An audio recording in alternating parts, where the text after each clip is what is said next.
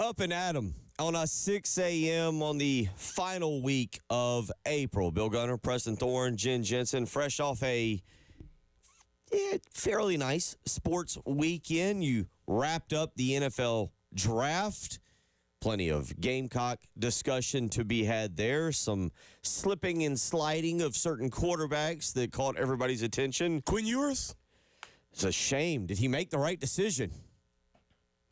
I don't know. It's a good question. We'll throw that at Preston Thorne later today. Did Quinn Ewers make the right decision to leave school early, or was he shoved out by the Mannings? Did the Mannings shove him to the portal, to the NFL draft? We'll discuss. But, yeah, you got plenty of Gamecock discussion from that. Gamecock baseball not technically officially eliminated from the postseason. Keyword technically. Mm-hmm. But I think we can put a bow on that thing just about now. We'll discuss that a little bit this morning. Is yesterday, that was as must-win as a must-win situation gets. And I don't know if it was the artificial field. I saw Paul Maneri talking about it, listened to him last night. Not sure if that's what was going on, but we'll talk about that. Malaysia Fulwiley on Friday. Oh, boy. Oh, buddy. I can't wait. Get the ticket now. Line up your hotel room. Oh, man. And this might be a possibility. This might be an early game correspondent because I have an aunt who lives in Baton Rouge. Okay. And we've been trying to get this together. My mother's sister lives in Baton Rouge, and we've been kind of keeping – it's brought us, the family together, the rivalry between us. And so we've been – this might be something. So let's put a pin on that. Put a pin on that one. We'll come back to that one. We got that. Whole bunch of stuff. And then just in case it wasn't enough this weekend. You know, Preston, just sometimes you just need the cherry on the top. Maybe I don't know. Maybe that should be the question of the day. What is your favorite side dish that complements the entire meal? Because in this situation, the side dish would be the Atlanta Falcons defensive coordinator's son. Turns out he's behind a prank phone call to Shedeur Sanders. And yesterday had to issue apologies. Man, listen, I am of a certain age. I grew up with prank calls. This was part of the DNA of growing up on the radio, the Jerky Boys. Did anybody not remember this? This was a thing. And all of a sudden, as a society, it's like, this is never okay. It is not all right to make a prank call. This is totally wrong. I'm like, it wasn't right. What? Maybe he shouldn't have done it, but he was just prank calls. I feel like this is something we're losing as a society. With caller ID now and people now, prank calls was a thing. And I feel like we're just totally we're not here for it anymore. I don't know. I'm not the guy to say society's gone soft or something, but it wasn't right. But it wasn't right.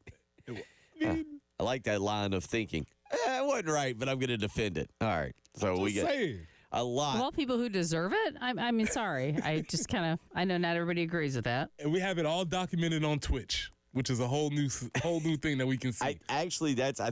I think Heath Klein's pushed Twitch for a long time, unsuccessfully. Mm-hmm. If this doesn't get Twitch going, I don't know what will. Twitch is going. Is it? Twitch is booming.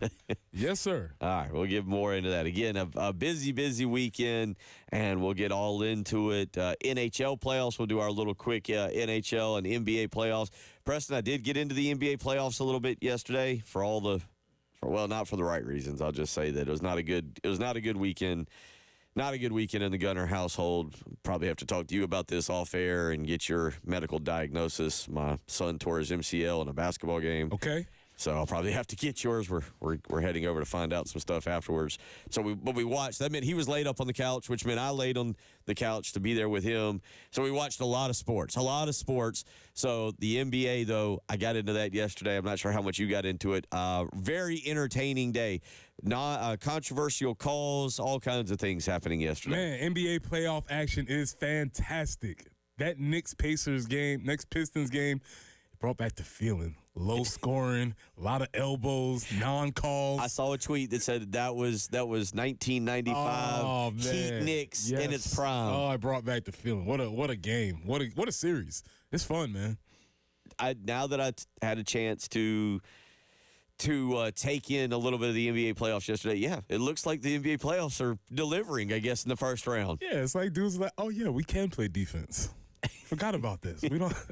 Yeah. Hit the defense switch. All It's right, not. cool. It's not a. Yeah, I watched that Timberwolves Lakers game, but NBA playoffs were really good yesterday. NHL playoffs, a little bit of a bummer yesterday. You had a couple blowouts. Washington turned it on at the very. Actually, that was pretty good, 3-2, and then they scored to make it 4-2, and then got an empty netter. So I know Patrick Perrette last night was dancing in the streets of Nashville as Washington goes up 3-1. Hurricanes went up 3-1 yesterday as well, as they roll the New Jersey Devils. And then late last night, sneaky good series, just unfortunately too late for anybody on the East Coast to really get involved in, the Los Angeles Kings and the Edmonton Oilers. Edmonton wins in overtime 4-3 to tie that series up 2-2. So that one's been really good. So it was a good weekend of playoff sports, if you will, if you got into all of that. And that'll turn us into this weekend, which you'll still have the playoffs. And now you get the niche Kentucky Derby, where you got to get dressed up, get the big hats, get all the bow ties going. Sounds like a good time to me. Mint juleps, make I sure you believe. get your fits right. Yep, get your mint juleps ready. Get everything going. Sounds like a good time. People gathering to talk about a sport they have no idea of what's going on. It's cool. Exactly. It's how Horses. The way some people feel at the Super Bowl is how I feel at Kentucky Derby. I'm like, yeah, give me them. Cool. Let's do it. How far are we racing? Lengths? Jockeys? Quarters? I don't know. All I know at this moment on the Kentucky Derby, because I have followed his career just because he seems to always win, Bob Baffert is back. That's the only name. He was just there. The white hair was flowing. What a set of hair. What a cheater. Yeah. a wake of scandals lying behind him. So, yeah, I'm not going to say what I was exactly about to say, but yes. What a cheater. What a guy. Great head of hair, though. Great head of hair. So, yeah, we got a lot to do from this past weekend. Jamie Bradford will join us coming up in the 7 o'clock hour. And we'll talk a lot of baseball then because, again, Gamecocks fall yesterday. And it's not that they lost yesterday. It's that to me essentially puts a bow on their season. They'll play it out. They'll have 3 more series to go, and they will play it out. But yesterday, you couldn't lose a series. We talked about that. You couldn't put yourself, I mean, like I said, mathematically, they are not eliminated yet. Yes, they could win 9 straight games, Preston, and sweep. I also, at 42, 43 on Saturday, could grow another 4 inches and end up 5'10". Mm-hmm. I don't know which is more unlikely to happen at this point. Like, you are who you are, saying, oh, we're just going to sweep out when 2 of the teams you play are basically top 15 teams, Auburn and LSU, and you got a series against Florida. Yeah, there's no point in trying to say, like, yeah, that's what will happen. Well, until it's flatlined, I won't make my official diagnosis, but I have one. Okay. And I'm going to wait until it's flatlined. Not going to do it premature. I don't want them to pop up out the coffin or something like that, but they are laying in wake right now. Okay. All right. But I have a prognosis. A prognosis coming. So, like I said, 11 games left for the Gamecocks, 9 against conference opponents, 6 against top. As we sit here this morning, rankings will change here by noon. But as we sit here, 6 against top 11 teams, who we know they've not fared well against anybody even inside the top 25, let alone the top 11. So, any more of those quad 3 or 4s out there for us? 2 of them sitting All there. right, okay. 2 of them sitting there. Right. 2 midweekers. Let me get a couple of those that they'll get. Also, again, we'll get back into the Malaysia Fulwiley news, and Preston, that's going to be some interesting stuff. Right there when we circle back to that come basketball. We'll forget about it because it's about to be summertime and everything will die down. But, yeah, boy, you want to become I don't know who became the bigger villain this weekend. Like, did Kim Mulkey become even a bigger villain? Or was it a situation where Malaysia Fulwiley from her hometown became a villain? It's just so much to this. It's just gonna heat up. You know, obviously we're gonna have a lot of posts. There's even been, screenshots disappearing, stories not posts, and this is gonna get good. Okay, this is gonna get good. We'll get into that, and of course, coming up in the next segment, we'll get into the NFL draft. How much of the draft were you into this weekend? A decent amount. Were you? Decent amount. Yeah, a decent amount. I was listening to see the see who and when everybody was going to get picked. So definitely got a good bit of the second round, and I was locked in for the second round. After that, it was come and go. A lot of people already going ahead and now starting to announce their free agent deals. We'll let Preston explain some free agency stuff there. What does that mean when you're a free agent? Is it better to be a free agent than, say, a 6th or 7th round pick? Only free agents say that. Okay. It's true. Free agents say that. It's true. Shador Sanders, no matter where he was picked, was happy to be picked. Free agents. He would have rather been picked than not picked. So 803-404-6100. Again, a lot to get into as we get you up and get you going on a Monday morning. Preston Thorne, Bill Gunner, Jen Jensen. You're listening to the early game.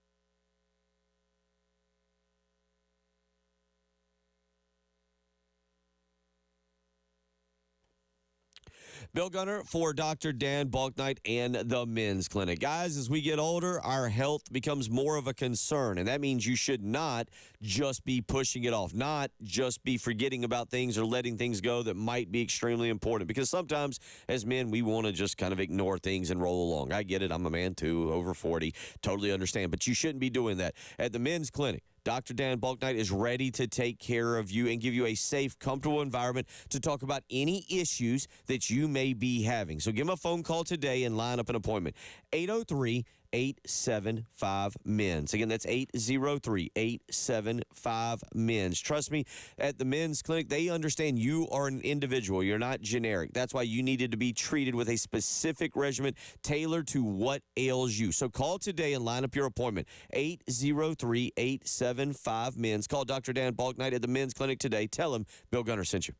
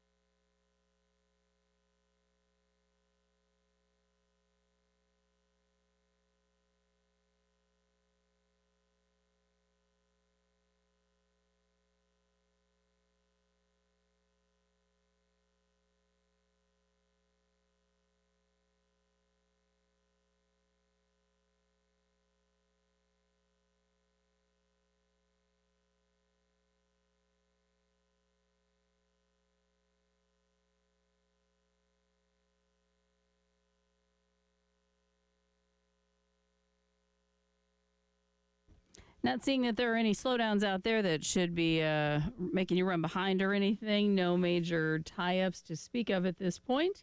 And as far as forecast goes, 81, that's the high that we're looking for today.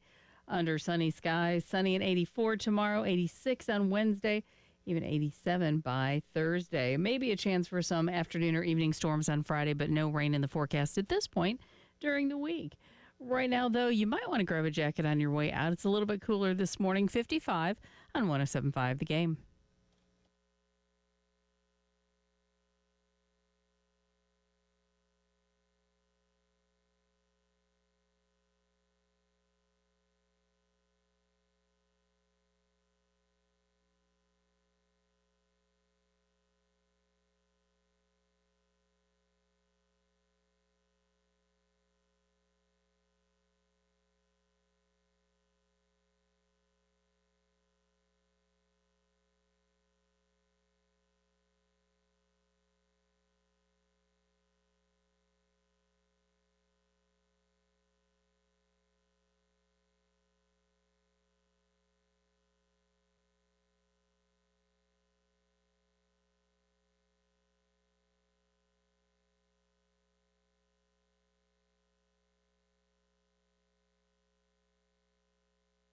The next rival has been chosen.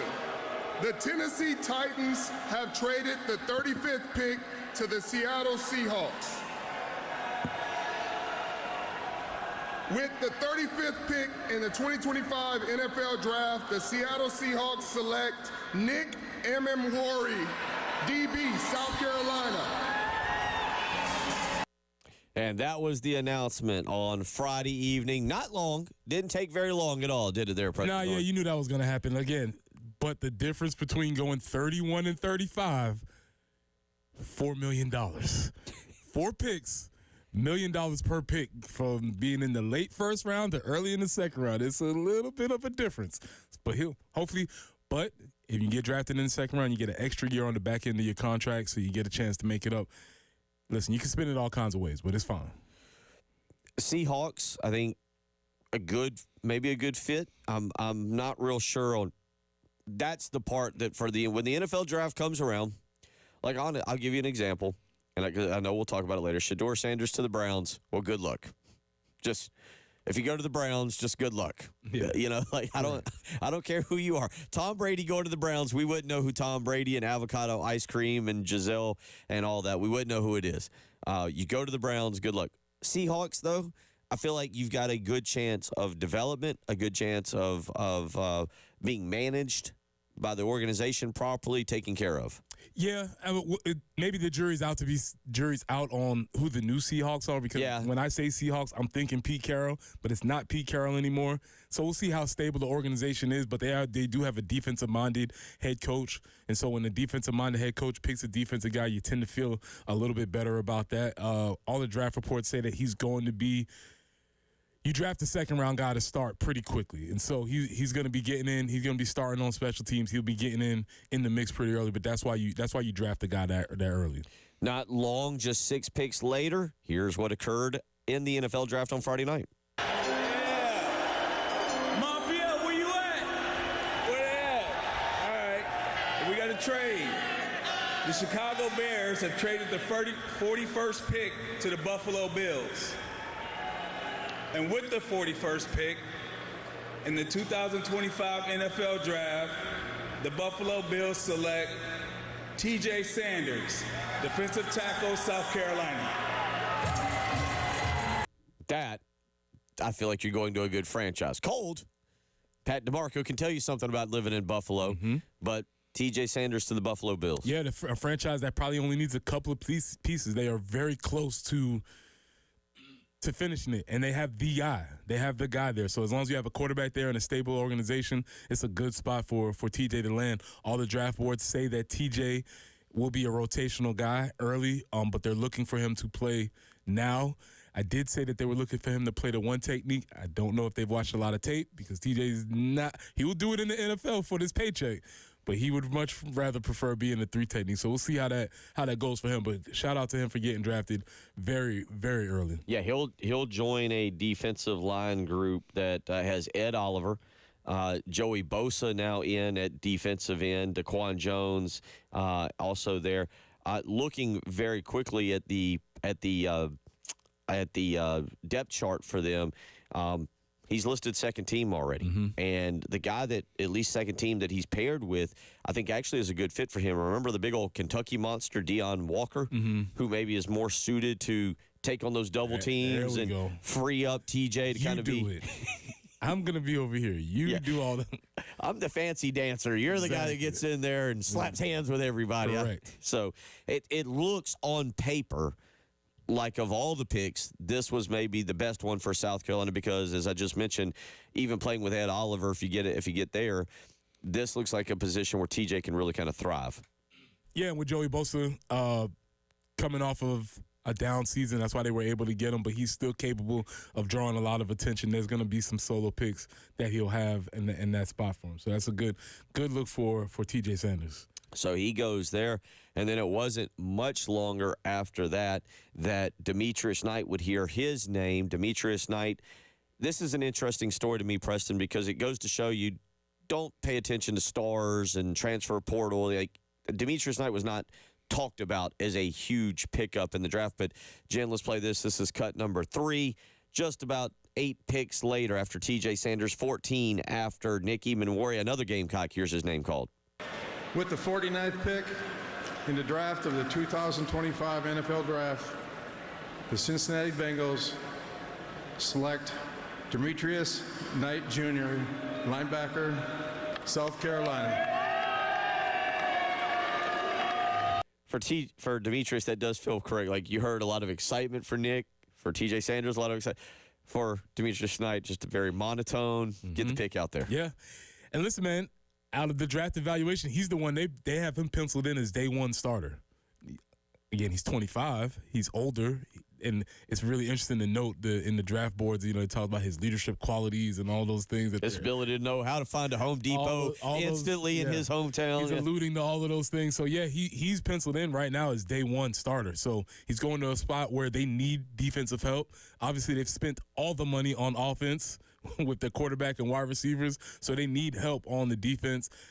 Got to figure out what they're going to do with Trey Henderson with the defensive end. That's probably going to be very important for Demetrius Knight's life. But he's penciled in right now, according to a lot of sources, as a day one starter. Yeah, he'll actually join Clemson's linebacker Barrett Carter there and see what those two can do and what they can work their way into. But certainly for him, I say this again, Preston, because we get caught up in the recruiting rankings and we get caught up in transfer portal rankings and he was this and he was that.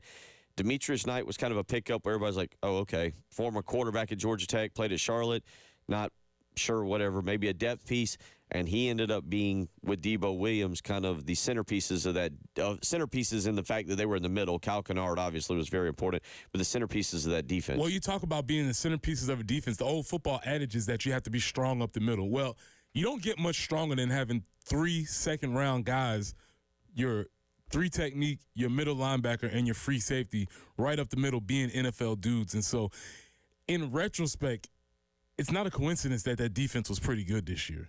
They had NFL dudes everywhere on the defense. And we'll get into the free agents who might have an opportunity too. So, yeah, if you're strong up the middle, if you got a 3 technique who's a second-round pick, you have a middle linebacker who's a second-round pick, a free safety who's a second-round pick, chances are you're going to be very good on defense. And so, yeah, that defense lived up to who they were supposed to be this year. And it was obviously, well, actually, as you say that now, I kind of want to circle back. We heard,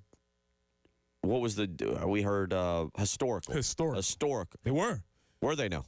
Well, on the field, they did a lot of good things. I don't know what branch we'll into, but as far as the draft is concerned, yeah, this is the first time that we've had this many guys drafted in the NFL in this round. I believe it's the first time in South Carolina history that they've had 5 players taken in the first 4 rounds of the draft. So maybe on the field, they were very good. I don't know what historical was meaning as far as being the best defenses ever or a case like that, but as far as the draft is concerned, the NFL prospects, yeah, they put up numbers. 5 defensive players, 5 total players drafted. The 4th round would circle around. Kyle Kennard goes to the Los Angeles Chargers. Yeah, and this is where people have to understand that what you did in college does not necessarily equal how they value you in the NFL. Yes, he was the Bronco Nagurski winner, the best defensive end in the college football. That doesn't mean that NFL teams value his skill set the same way. Obviously, you have a chance to prove it, but just because you were successful here doesn't mean that they think you will be successful there. You have plenty of opportunities to prove it, though. And then not far behind him would be Tonka Hemingway going to the Raiders. That seems like a fun place to be going. He was selected in the 4th round as well. Good spot for him to land. All right, so you got Seattle, Buffalo, Cincinnati. Where was Kyle? Los Angeles Los Chargers. Angeles Chargers or Vegas? Where would you go? Where would you want to go? Where do you pick? Ooh. Well, there's two. To me, there's two options. Buffalo's close to winning an NFL a Super Bowl. Okay, that would be, and that fan base. It seems like now there's a lot of. I'm sure November, December, January are but you know what? In January I can get out of there. Okay. All right. Early February after the Super Bowl, I can get out of there and I can live somewhere a lot warmer. But Buffalo or Las Vegas with Pete Carroll right now. That stadium is beautiful. It would be one of those two. It would be one of those two. That's probably the right choice. Like I'm not. It's Buffalo would probably be the choice. I feel like I'm in line to win a Super Bowl. That'd probably be 1A, but 1B would be Vegas and play it. Now, if Pete Carroll wasn't in Vegas, if Pete Carroll halfway through the year looks around and is like, yes, I'm old. This isn't for me. I don't know about Vegas at this point. Maybe I'd want to be with crazy Jim Harbaugh in Los Angeles and the Chargers and that stadium. But yeah, give me Buffalo 1A and Vegas 1B. I like it. Those are good. Those are solid picks.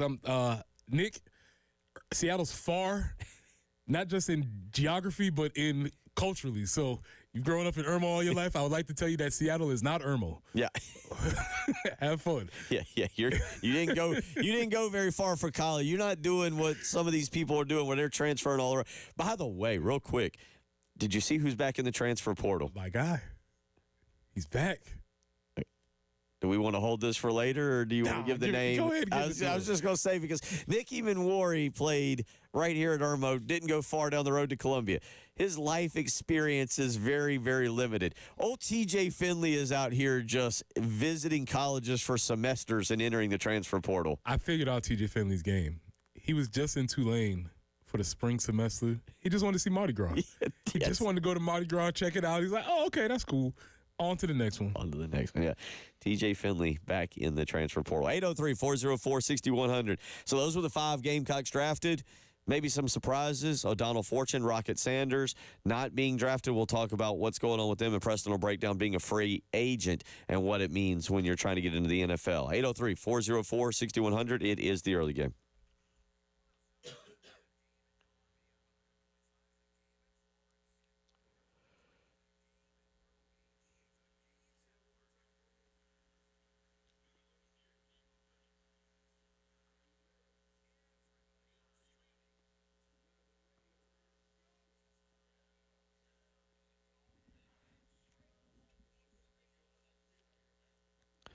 Bill Gunner for Zerorez Carpet and Air Duct Cleaning. Now, you've always heard me talk about cleaning the carpets, what that does for you, allowing them to come in with their patented ZR water technology that keeps the carpets, the rugs, the tile, the upholstery all insanely clean. But what about keeping your air ducts clean? Because it is Zerorez Carpet and Air Duct Cleaning. That's right. Right now is the time to get rid of the dust and pollen that I'm sure is built up in your air ducts by calling Zerorez and their experts. Just picture it. The Zerorez pros come in. The dust, the pollen, the allergens all go out. And right now, if you mention me, Bill Gunner at 107.5 The Game, you'll get $50 off your next air duct cleaning. You heard that right. Mention me, Bill Gunner at 107.5 The Game, and get $50 off your next air duct cleaning. Or you can use promo code AIR50 when scheduling online at ZerorezColumbia.com. Do that today. 803-262-4020. Zerorez, spell it backwards and forwards, is the right way to leak, the right way to clean.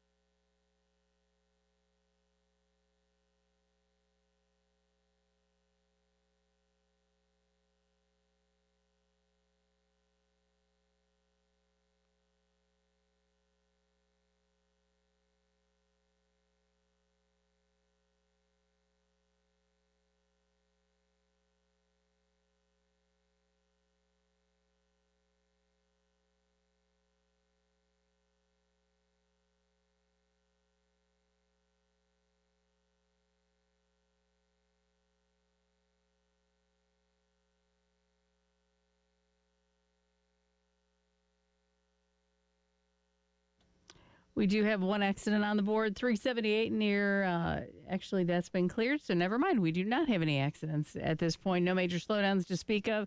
Should be a smooth commute at this point. And as far as forecast goes, 81, that's the high we're looking for today. Mostly sunny skies. The sunshine continues for the next few days. 84 tomorrow, 87 on Wednesday and Thursday. Right now, though, it's a little bit cooler, 55 to start your morning on 107.5 The Game.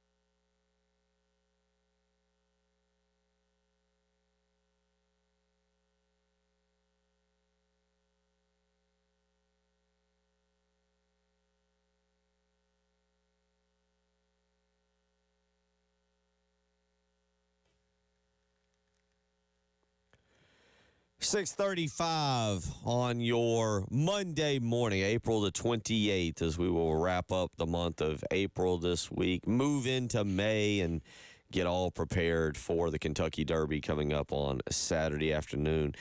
803-404-6100 if you want to join in. I want to remind you, I know, have probably watched football at Williams-Brice Stadium. Have you ever played golf inside of Williams-Brice Stadium? Well, now you got your chance. Upper Deck Golf is coming to Columbia May 9th and 10th, and this is your chance to win a VIP 4-pack.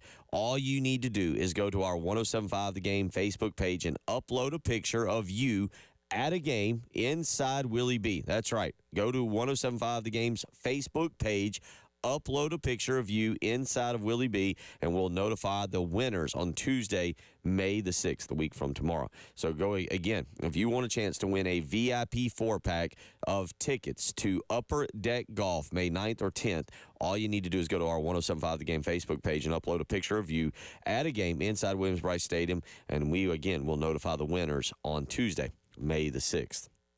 So 5 Gamecocks drafted. Maybe I'm a little surprised. It felt like O'Donnell Fortune would see his name called later on. That doesn't happen. Rocket Sanders, maybe you thought his name would be called. There's always been a theory out there. If you get to the 7th round, maybe it's better that you be the free agent than be drafted so that you can pick and choose the spot that's best for you. Yeah, that's, like I said, that's propaganda from agents. Okay. From free agents. And they're like, oh, man, this is a great situation. We get the chance to choose. I get to make a little bit more money. I get to prove my worth here a little bit. No, you want to get drafted because that means that teams want you.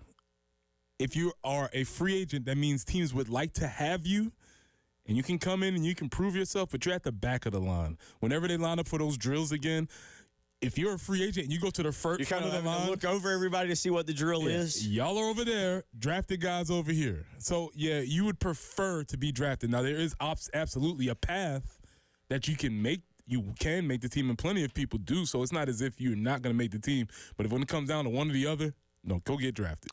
Bam Martin Scott has appeared to have signed with the Carolina Panthers. Josh Simon signing with the Atlanta Falcons. You've also got Raheem Sanders, Rocket Sanders. Chargers, by the way, seem to like some Gamecocks here. Chargers picking up Rocket Sanders and Gilbert Edmond. Alex Huntley signing with the Miami Dolphins. Torricelli Simpkins signing with the New Orleans Saints. And at least the last I've seen, Vershawn Lee has been invited to the Kansas City Chiefs and the Chicago Bears rookie minicamp. Big difference. This is where you get in the gradient ranges of what does this mean. So there's signees. And invites. And invites. Bill, did you ever get invited to a camp? Yes. Of course you did, right? Yeah. Yeah. A lot of people can get invited to camps. If you get invited to a camp, your road to the top is significantly longer. So you want to be a signee. Yes, you want to be a signee. And even key word there. That's even within that, there are some differences because what they need for these NFL mini camps, especially when you go into the spring, they need bodies. So there's a term, and it's cold. They call them camp bodies. They need camp bodies. So a lot of these guys that are getting invitations, you're getting invited to be a camp body. Could you make an impression? Maybe. You might be able to make an impression. Somebody might see you and think something of you, but they need bodies to run drills. So the way you were it's just a cold reality, man. The way, remember how when you were a starter at your university? No, I'm laughing because I like it's just clicking with me because like with basketball practices, you're like, oh, we only got 8 or 9 guys. Let's invite a couple guys in so that we got double-digit numbers you to need play bodies to 5 run on drills. 5. Yeah. Same way in the NFL. The dads don't want to practice. Let's invite a couple other kids You to come need along. some more players. And so some of these guys that are getting invites, and even some of the signees, they're going to be camp bodies. Could they make an impression? Maybe. Possibly. But the road is significantly longer. And then you see the one who hasn't signed, unless I haven't seen. I kept seeing if I missed it, but O'Donnell Fortune has not signed yet.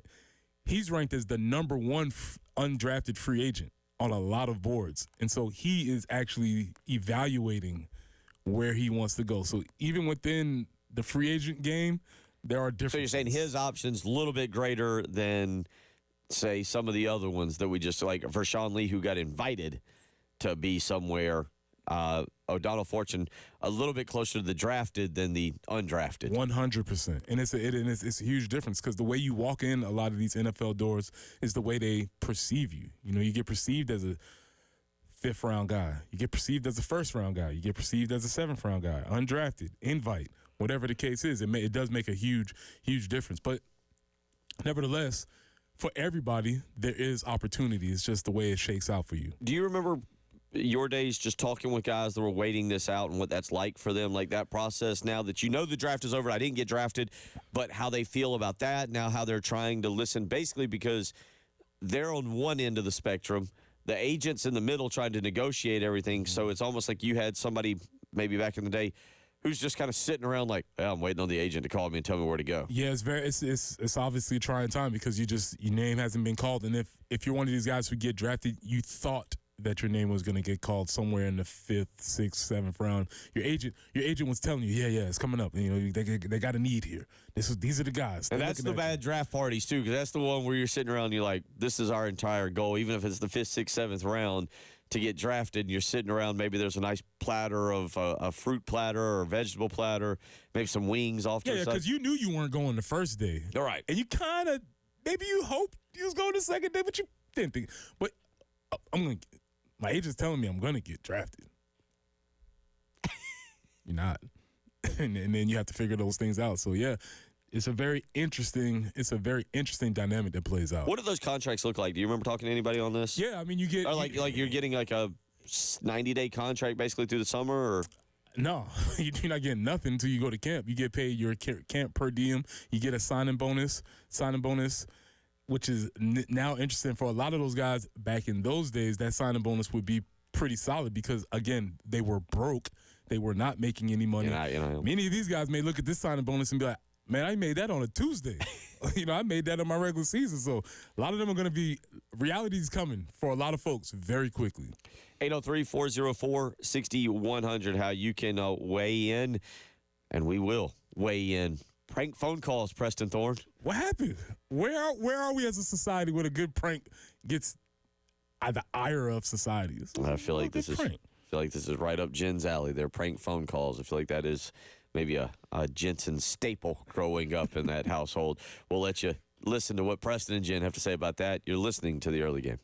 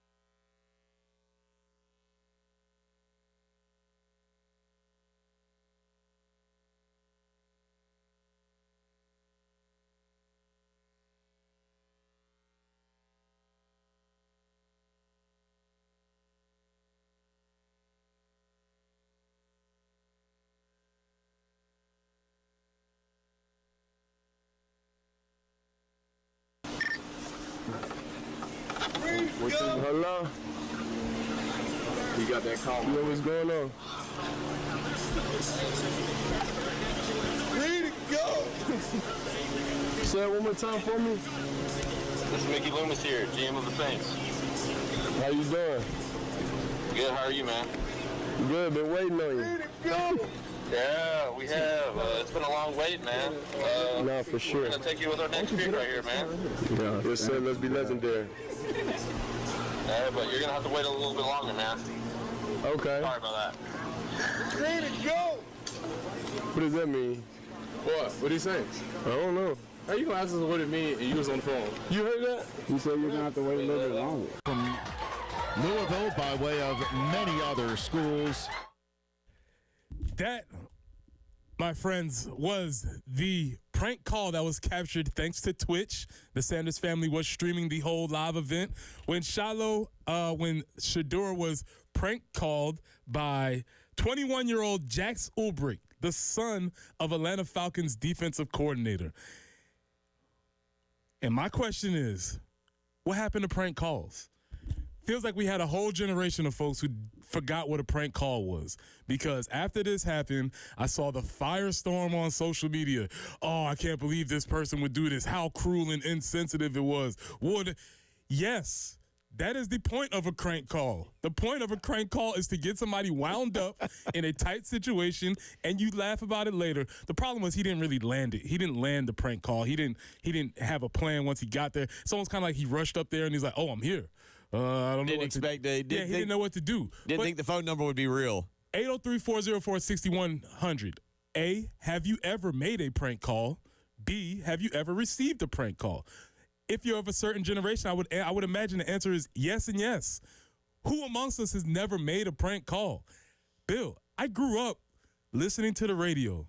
The Tom Jordan Morning Show had a whole character, Nephew Tommy, and all he did was make crank calls. And he would get people would cuss at him, and they would say they was coming up to the station, and he would talk about how things that he saw their wives doing, and then people would get it was all funny games, Jen. Yeah, right? exactly. There's another syndicated host, Jubal, and he does the same kind of thing, and funny stuff. It's really good. What happened to the prank call? Crank Yankers? Anybody remember them? Oh, yeah, exactly. I forgot about that. The Jerky Boys? All right, I had a whole CD of crank calls. What happened to it? All right.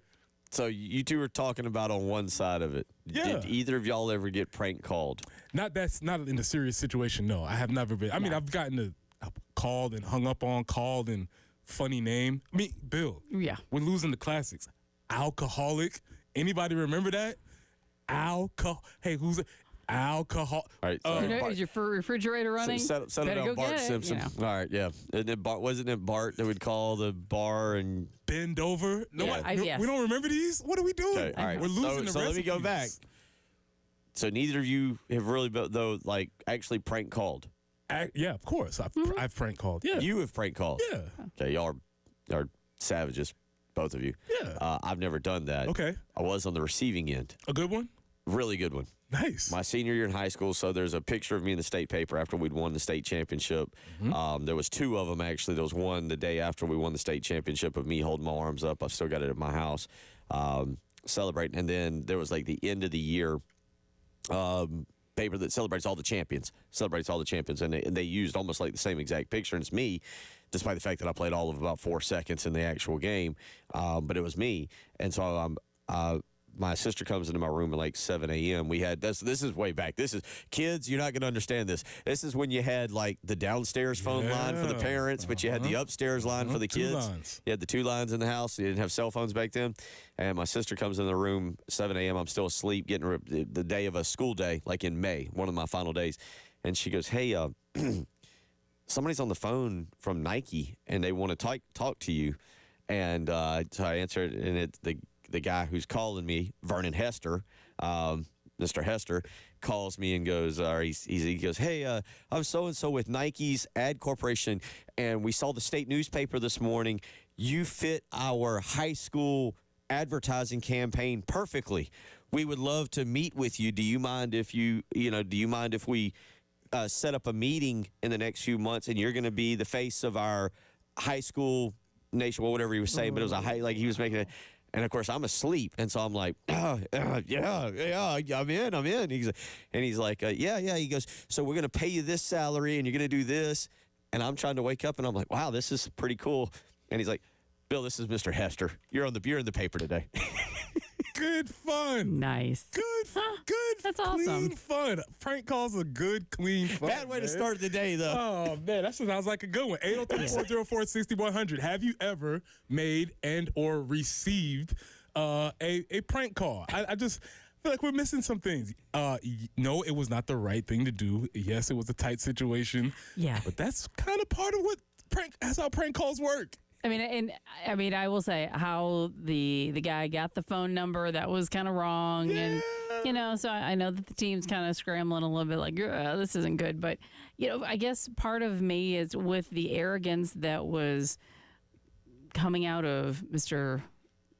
Sanders' mouth and how, well, this isn't really how this should be going, like when he didn't get in the first 2 rounds. So it's like, well, maybe bring you down a little bit. Just listen, on the prank call only works because, Bill, for some reason, you thought you were going to be the head of Nike's advertising campaign. Why did you think that? It didn't help. It didn't help that it's like 7 a.m. in the morning and that I'm asleep and that this phone call, because who's making this phone call at 7 a.m.? Must be official. That was the worst part. I was like, hey, okay, they're. Listen, man, prank calls are part of a fabric of society. It's part of the whole thing that you're supposed to grow up doing, playing on the phone, calling people, thumbing through the yellow pages just to call random numbers, call establishments, Y'all are order awful. food. Y'all are bad people. Listen, man. really. Oh, yeah, send it to somebody's house? Yeah, send food to people. This is all part of the whole thing, man. This is all, and everybody, all I saw was like, oh, this is the worst possible thing. It's like, I mean, come on. Is it right? No. It's not right. Is it? And he didn't. Maybe the problem was it wasn't funny enough. A lot of times that's the thing with comedians. You don't land the joke, and so people don't actually get it. Maybe if he would have landed it better, if he would have said like something about this is time to be legendary, or if he would have, he didn't quite land it. Because he just kind of changed all of a sudden. Like, well, actually, you're gonna have to wait a little bit longer. It's like it just sort of fizzled. It fizzled. Yep. So I would Jax Ubrick, go study Nephew Tommy. Go study the Crank Yankers, the Jerky Boys. Get your prank call game up. KT from Lexington says he grew up on the Jerky Boys. Robin from Lexington calls it, I hate to say the invention of caller ID ruined the era of prank calling. Yeah, pretty much. Mm-hmm. Jacob in Lexington, I've done them and got them. Prank calling used to be an everyday thing. People got offended too easy these days. Soft culture. I'm with you. Y'all are all savages. I'm the best one here. I'm the nicest one here, clearly. Okay.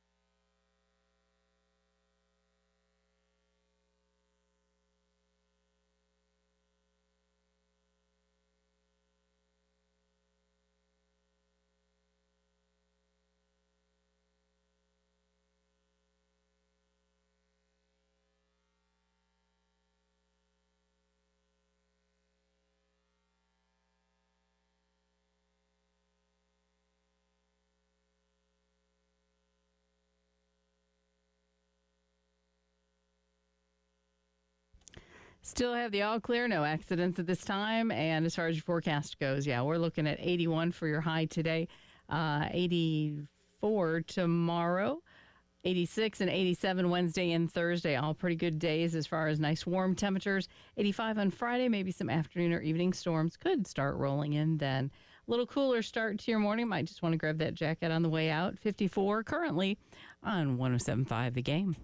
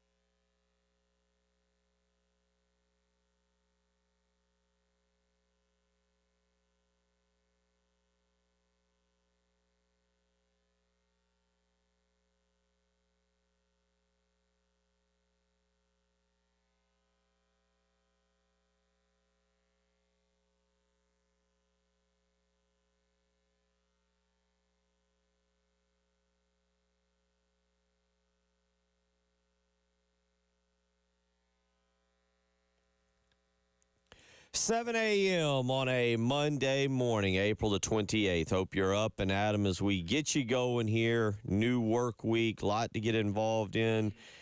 Go ahead. Join in the fun. 803-404-6100 if you want to be a part of the program. Coming off a busy weekend, we've talked a lot about the NFL draft. South Carolina, 5 defensive players drafted in the first 4 rounds. We've had that going for us. Talked a little bit of prank calling, to which, again, turns out Preston and Jen, quite the savages here. It's America's pastime, man. It's one of the things that threaded us as a community. You knew that if on the other side of that line might be a prank. Had to be on your P's and Q's, man. That's all it was. It's all very harmless. No one's going to get, physically hurt by it.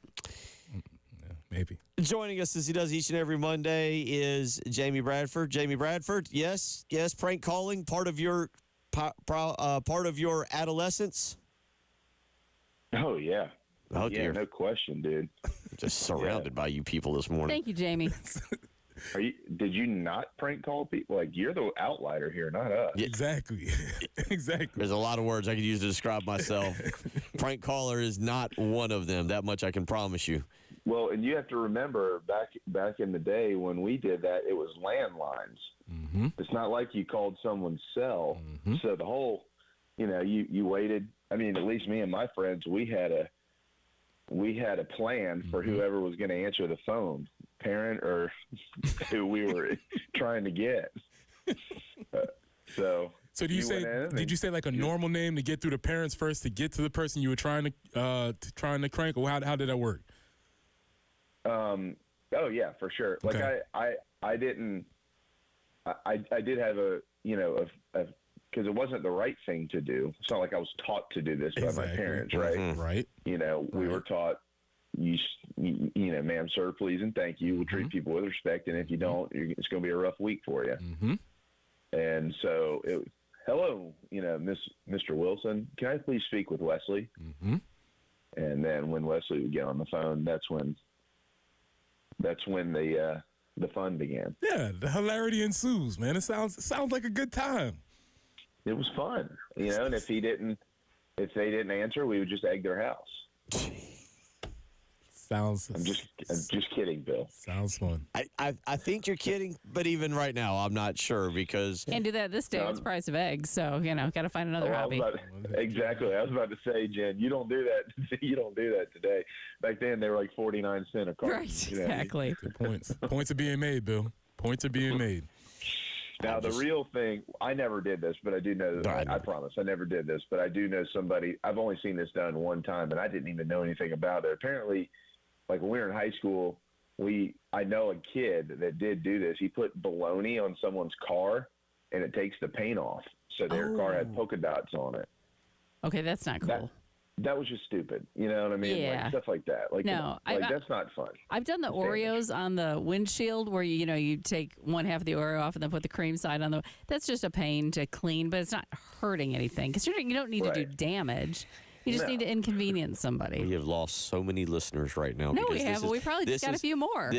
We've lost so many because this is the kids hour, and now parents are driving their kids to school. Like, no, don't listen to them. Don't listen. You're right. Don't listen to them. Those kids ain't going outside no way, man. They're not even doing anything. They're not even taking. I would love for the kids to do something. Just have a life, please. Yeah. Have some fun. Get off the screen. Yeah. Yep. I would encourage that. Well, I've lost track of this show. You guys just run it now. You heathens, good grief, just out there baloney and. Well, Kentucky did not make a prank call to Coach Paul Mainieri this weekend. No. JB, tough weekend for the fellas this weekend.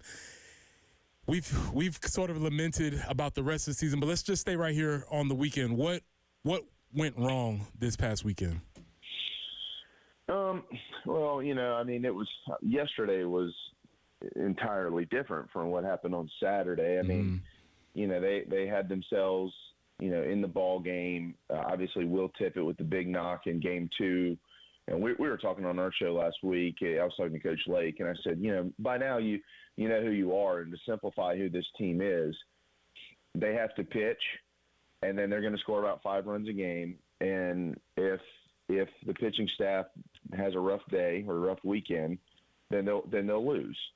And if they have a good day or a good weekend, then they'll win. And my point on that was in wins in the SEC, which going into the weekend there were only 4 of them. In wins, the staff ERA was 2.75, and in losses, the staff ERA was 9.83. Now it's not average runs allowed. It's actually in games that they lose in the SEC. Again, going into the weekend, they gave up 11.2 runs per game. And then wins, they gave up 3 runs per game, but the ERA was 2.75 if you count unearned runs. So it's a pretty, that's a drastic difference. Like a 9.83 ERA is terrible. It's just hot garbage. But it just goes to show you, like, when it goes wrong, it really goes wrong. So they have to have a really good day on the mound in order to win. Well, what happened this weekend? So you go back to Saturday when they played the doubleheader, and game 2. Will Tippett hits a home run. They score 5 runs. How many did they give up? They gave up 4, so they won the game. In game 1, they missed a couple of opportunities and let a couple of things slip away. They lose the game 7-3. It was actually a pretty good baseball game, to be honest with you. And then yesterday, defensively, was just a train wreck. It was the worst defensive performance of the year for Carolina. Maybe some of that had to do with the fact that they played a doubleheader on Saturday. And it's not like they got out of there early. They didn't get out of there at 10 o'clock that night, and they had to turn around and be at the yard at, basically 9 in the morning. And then maybe some of it had to do with the fact that they were still playing on that turf. And then maybe some of it had to do with the fact that they're playing in a circus in Lexington, Kentucky. Nick Mingione has turned that program into a circus. And so I don't know, but nonetheless, it's not an excuse. They played terrible yesterday. On the mound and behind them, and they lost. And so they got 4 games coming up here at home, and they got to win all 4 of them. They have to literally just keep winning games to have a chance at anything. If not, they're going to have to win the SEC tournament. Let's go back to that because I saw some stuff.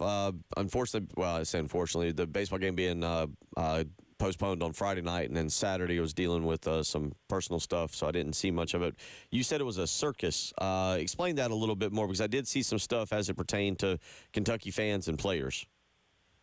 Yeah, well, the atmosphere up there now is just, aside from the brand of baseball that they play, look, nobody likes it, okay? And when I say nobody, I mean nobody. Like, nobody likes it outside of Kentucky.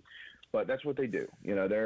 They get on base and, they're going to swipe a bunch of bags and stuff like that. And they're really good at it. They're really good at timing pitchers and timing guys to the plate. And when you're in the stretch, timing head looks and then being able to get a good jump and go. Like, that's all part of baseball, and that's fine. But, the stall tactics. They did this against A&M a few weeks ago in order to hit the time limit because they had a drop dead time to fly home. That's not what was going on yesterday, but that's part of their game, so they're good at it. They'll call time and bring 7 people into a meeting on a 2-1 pitch in the middle of an at bat.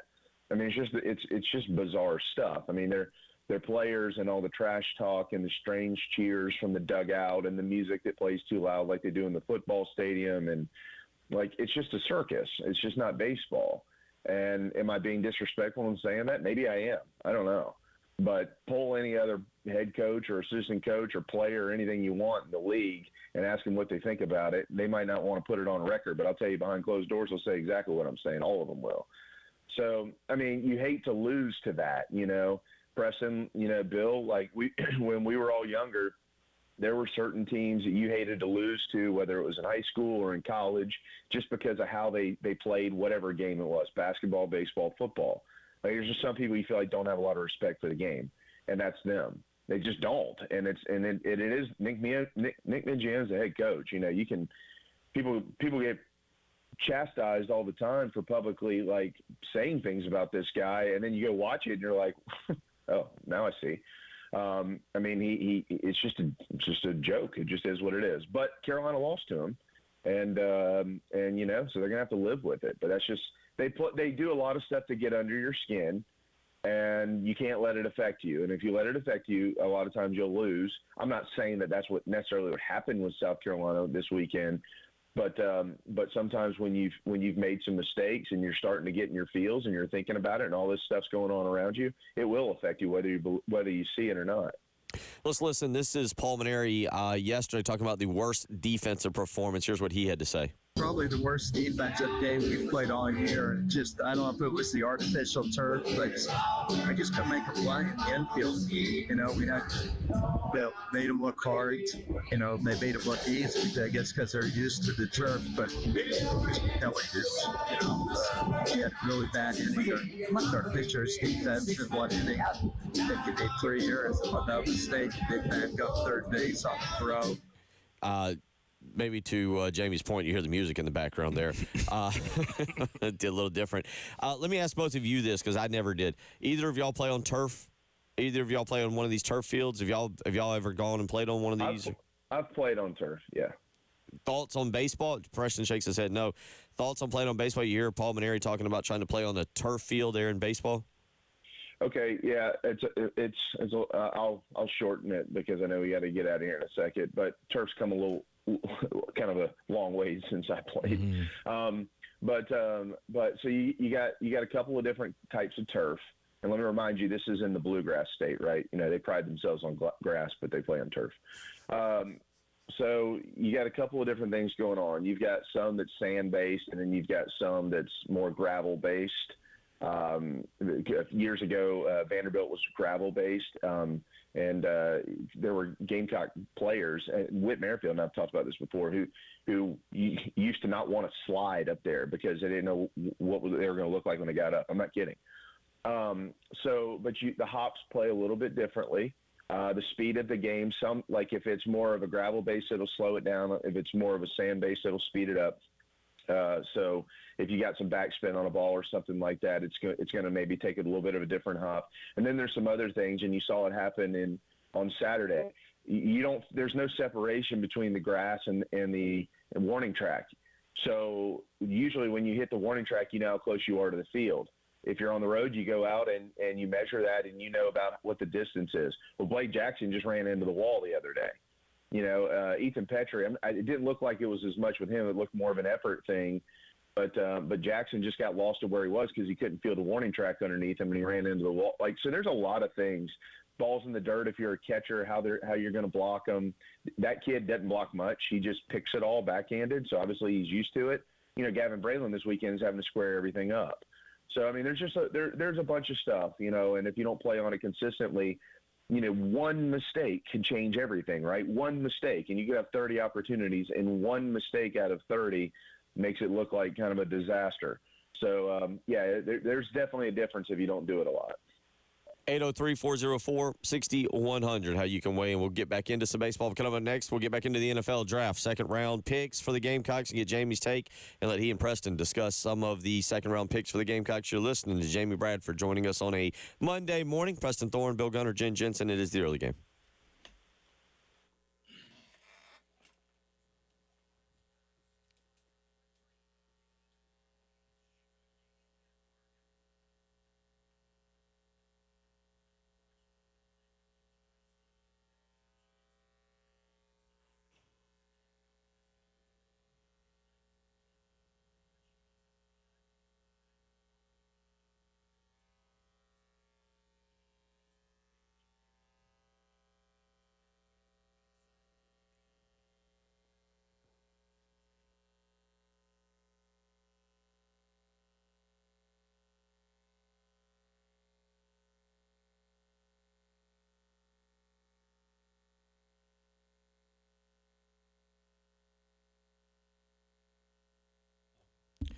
Bill Gunner for Mid-State Roofing, where for nearly 30 years they've been the proven leader in the roofing and waterproofing industry. And it's that proven history that is your assurance that their professionals will provide the proper advice, service, and results to the needs of your facility.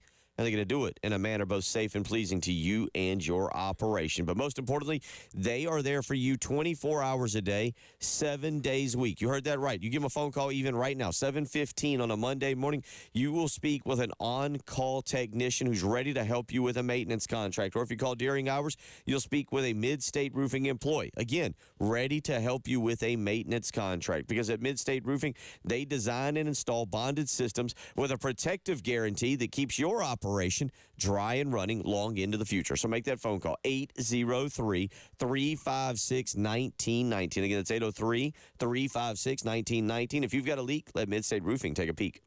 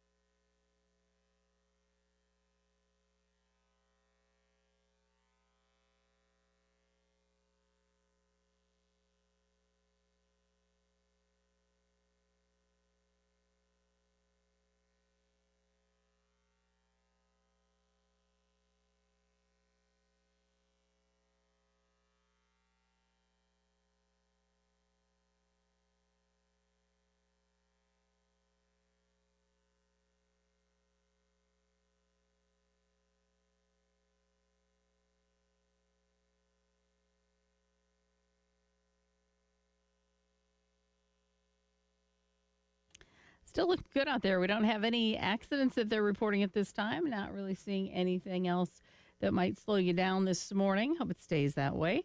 As far as your forecast goes, 81 today, 84 tomorrow, 86 for Wednesday. Mostly sunny each and every day for at least the start of your work week. But might want to just grab a little something to cover up with this morning. 54 currently on 107.5 The Game.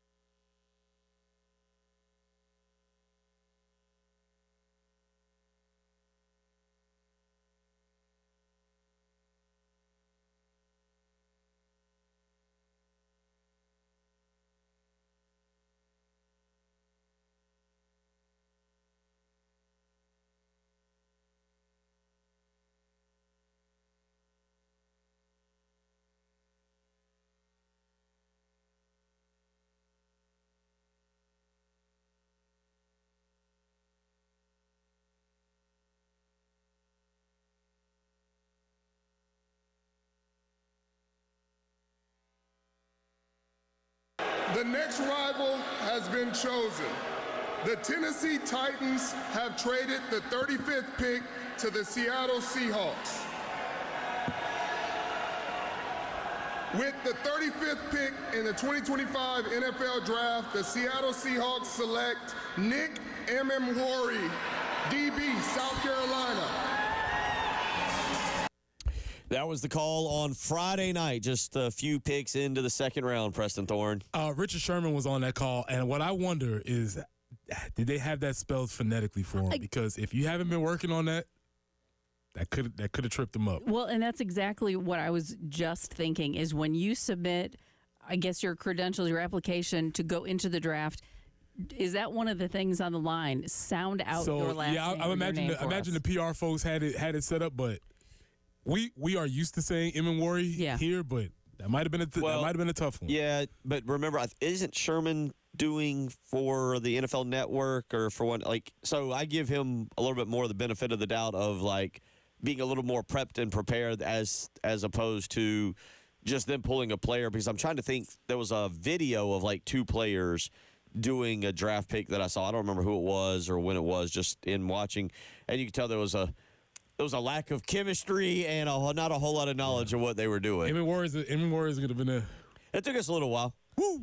It took us a little while. That's when you had to look at and concentrate for. But and I also do wonder, because you heard the trade. They traded to get him. So like, hey, Richard, and now he's got to go like within seconds. Oh boy, got it. He got it. He nailed it. Good job. Good job to him. Jamie Bradford joining us as he does on each and every Monday. And Jamie, your takeaway, your big picture takeaway that I know you'll share later on today on your show on the draft from the weekend. Gamecocks 5 defensive players drafted in the first 4 rounds. Yeah. Well, first of all, just incredibly happy for these guys. I mean, I think that the takeaway, there's a couple of them here, and they coincide. Number one, and we knew this, these guys are really good football players. Like, they're really good football players. And I know that Nick slipped out of the first round and into the second round. But that's okay. He's going to play for a long time. I mean, we got to know the Demetrius Knight story around here. Actually, I got a guy that lives in my neighborhood who's an enormous Bengals guy. He's from that area, and he asked me about him. I said, you will fall in love with this kid. You'll just fall in love with him. I mean, he's everything that you want in a teammate, a representative of your franchise. I mean, he's everything that you want in a man. And then, TJ Sanders, I mean, you look at the development of him. He didn't start playing football until, his junior year of high school. And I mean, just a small town kid. And, and I think it goes to show you also, it proves what we all knew. I mean, you lump Kyle Kennard into this and Tonka Hemingway and all these other guys that are signing deals. That defense this year was really, really good. Really, really good. And, you hope you'll get to see more of those around here because they seem to be fairly rare.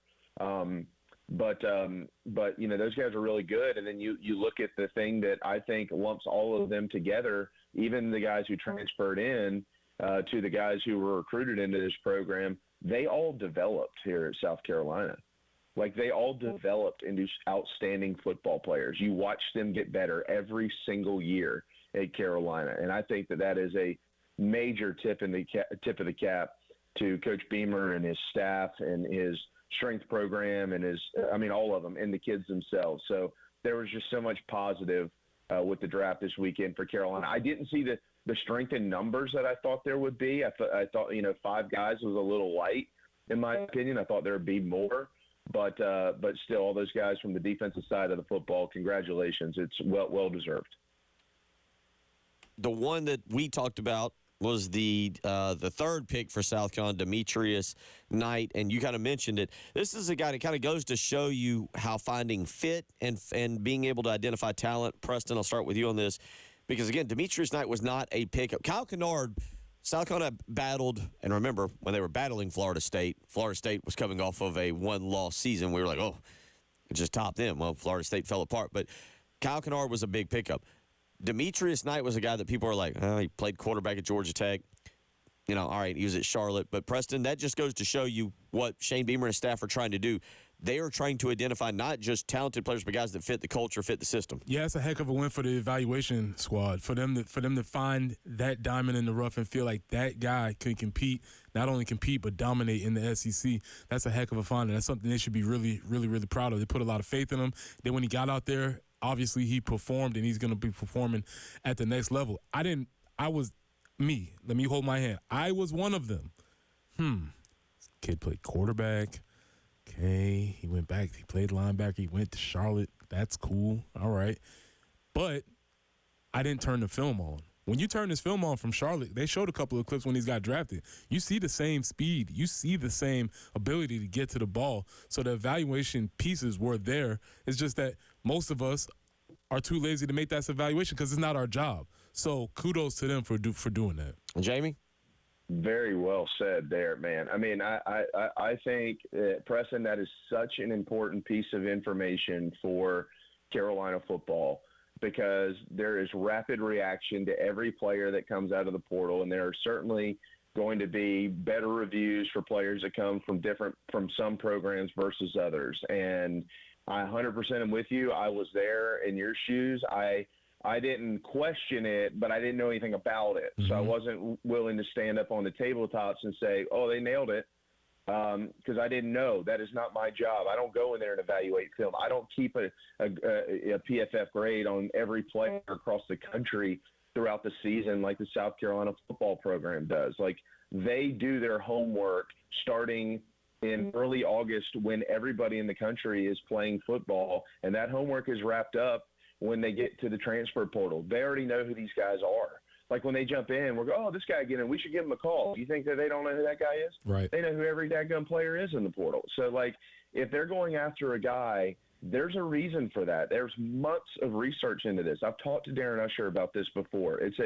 Their strategy is spectacular in how they attack the portal at South Carolina. And, I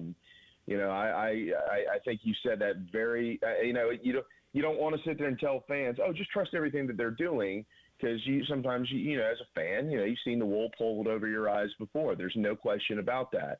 But I would caution people who constantly question what they do in the portal.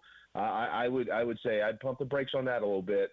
You might want to let these guys play 2 or 3 games in a Carolina uniform before you start jumping to conclusions, because they've done a pretty darn good job with going and getting guys in the portal. Yeah, I would even add to that the same. You probably would put maybe Torricelli Simpkins in the same category, where it's like, okay, this guy's coming from North Carolina Central. Okay. All right, what's that about? But then you get into that. So, to your point, Jamie, we probably can, as fans, maybe give them the benefit of the doubt of guys that they're bringing in at this moment. Yeah, well, obviously he played for your boy up there. He played for Cedric Williams. Yeah, So I had insider information and said it was like, no, this guy's legit. But as a fan in general, you might be thinking, I don't know about that. And you probably would be right to think that, but I think we can give the staff a little bit of credit. Yes, exactly right. And when he was about to commit here, he had not committed yet, I'm pretty sure. Of course, like you said, had a little bit of insider information there, right? Mm-hmm.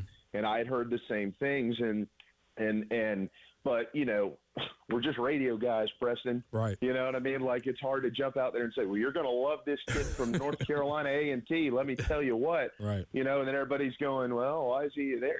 So, yes, you're right. But, I mean, but that's just and I know we got to get a break, I'm sure. But that's just a small example. Like, Cedric Williams ain't the only guy that South Carolina staff knows. You know what I mean? Like, when guys get in the portal, they've done their homework, they've got the connections, they figure it out. And keep in mind, there's a lot of big-time names that jump in the portal that they don't want any part of because they don't fit what they're trying to do here in Columbia, South Carolina. They might fit somewhere else, but they don't fit here. And they've made some mistakes, and they learn from those mistakes.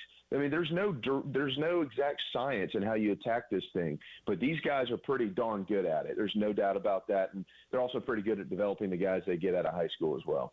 803-404-6100. We'll come back, get into a few other things with Jamie Bradford. It is the early game.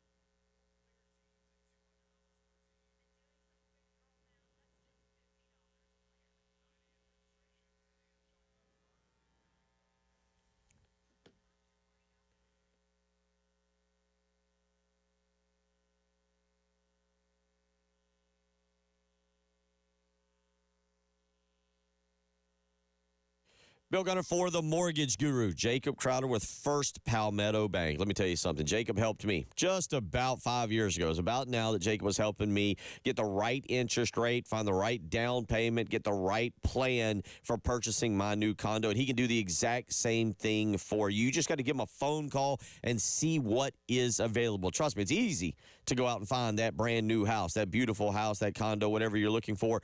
But making the payments for it, finding the right interest rate, maybe the right plan for you, that can be a little bit difficult. But that's where Jacob steps in. He has been a mortgage banker for over 20 years, and it's his experience helping his clients with their mortgage needs that is what makes him stand out. So give him a phone call, 803-719-1005. Again, that's 803-719-1005. Find out why they call him the Mortgage Guru. Give him a phone call today and tell him Bill Gunner sent you.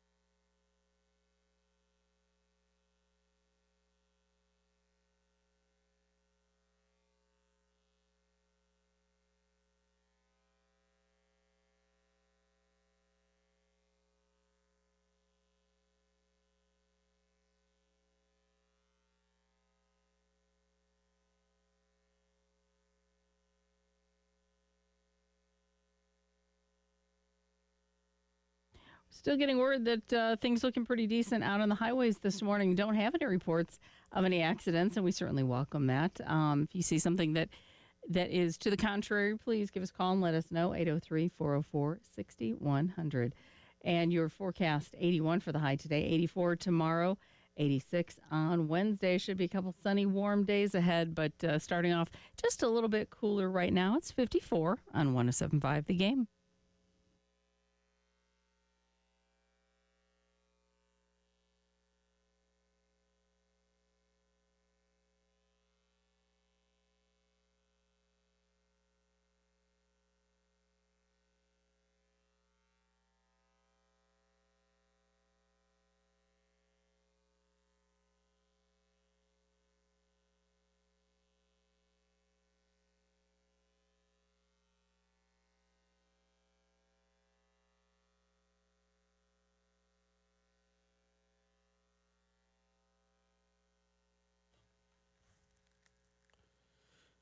.36 on a Monday morning, April the 28th. Want to remind you there was no Grand Slams this weekend.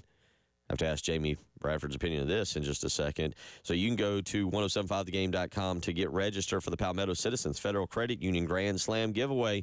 If a Gamecock batter hits a Grand Slam, you could win all the cash. Well, guess what? All the cash right now, $325. That's right, $325. And that could be yours tomorrow night in the Charleston Southern game, 6:15 pregame, 6:30 first pitch. Jamie Bradford, will there be a Grand Slam tomorrow night or this week, either tomorrow night against Charleston Southern or against Florida? Grand Slam by the Gamecocks, by the way. I got it. Hey, Florida hit a Grand Slam. Here's $300 for you. 300. Technically, that would be 350 at that point, but yes. Yeah, I'd give the money back.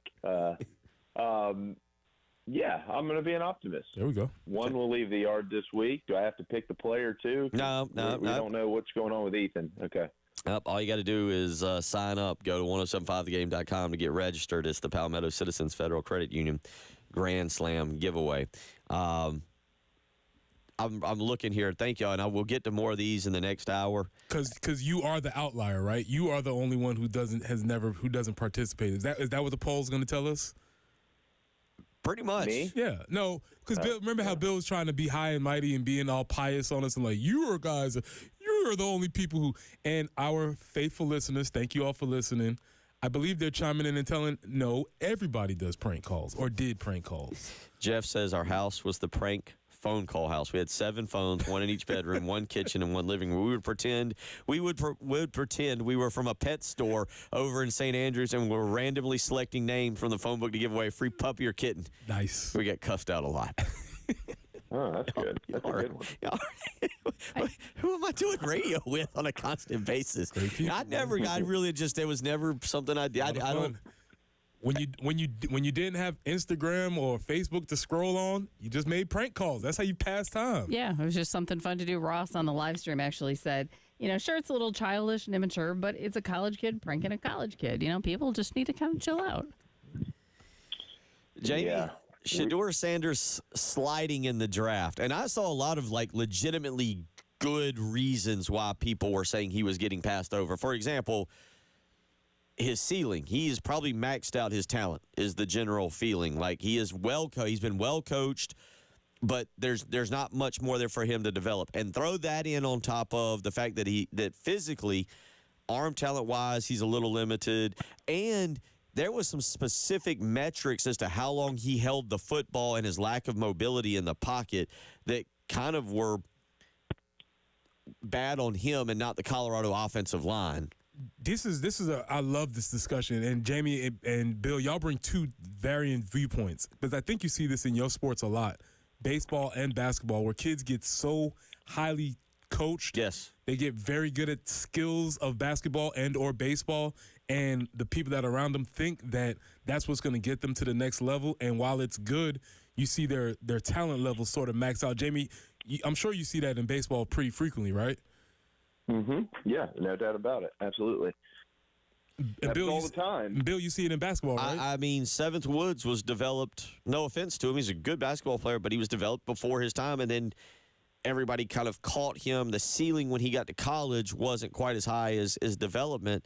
But I thought it was really interesting on the people who, and I'm not saying this in a bad way, but weren't taking shots at him, but were like breaking down, here's the metrics, here's the problem. And then they went into things that made a lot of sense on Sanders, which was, do you want that headache of Deion Sanders and whatever Shador's ego is as your backup quarterback? Is that distracting from your team? Like, there was a lot of legitimately good reasons, I thought, outside of just like, oh, he's Deion's son. Oh, he's got a rap song. Oh, he does it. Like, it was talking about his physical attributes and what he is as a quarterback. And one of them is that, has he indeed maxed himself out as a player at the college level? Go ahead, Jamie.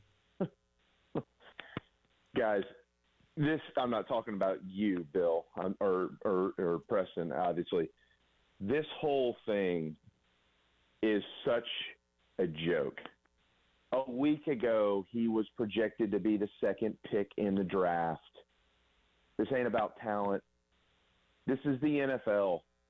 The NFL has drafted how many quarterbacks over the years that aren't first-round draft picks in the first round? Golly, like they may have just taken. They may have just taken two, I believe.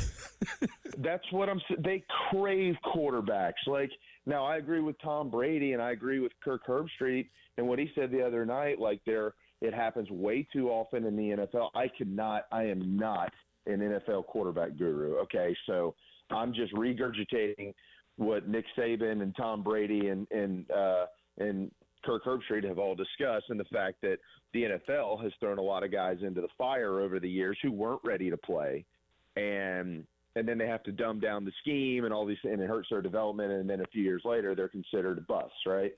So I mean, if those guys say it, I'm kind of going to believe it because they kind of know what it looks like.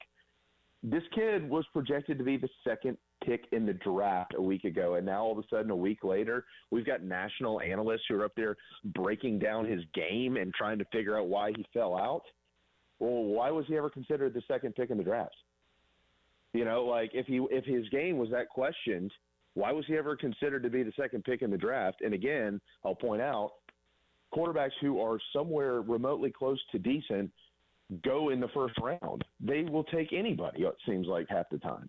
This kid didn't go. So it's not a talent thing. And, you know, now am I saying that it's a character thing on him? No, I'm not. Am I saying it's something to do with Deion? I'm not. I don't know what it is. But, like, this became this huge story and this big, shiny object for everybody to talk about, and it just kind of got ridiculous. Like, Preston, I always respect your opinion on football stuff. You're a good football mind. What is the difference in him and Cam Ward when it comes to the actual game? Like, if you're comparing them as quarterbacks, what is the difference in their game? How drastic is it between the two? I think that's a very good question. To be honest, if I was a GM, I'm not sure if I would have taken. I would not have taken Cam Ward at that spot either. And I think that is a very fine question. The only thing I would give you is that maybe Cam Ward has more upside and ability and all of the raw talent metrics, but you are 100% on to something, Jamie. Yeah, I mean, we're talking about four rounds difference here, like, you know, right? So, like, I'm not buying it. You know what I mean? Like, there is, I don't know what it is. I guess maybe we need a 30 for 30. Somebody get on that. But I'm not buying all this stuff. Like, this is just a bunch of hogwash to me. And now you got, of course, a bunch of loony bins out there, you know, talking about racism and all kinds of crap. That's ridiculous. You know, like, there's a reason why they didn't want to deal with this. And that doesn't mean that he won't start in the NFL for the next 15 years. He might. It's not like his career's over. He just slid in the draft. That's what happened. 803-404-6100. We'll come back, and we will get final thoughts from Jamie Bradford on a couple different things, including, awkward interviews. Sunday morning awkward interviews when people are maybe now wondering if you're being held hostage by your 24-year-old girlfriend. Oh, boy. 803-404-6100. It is the early game.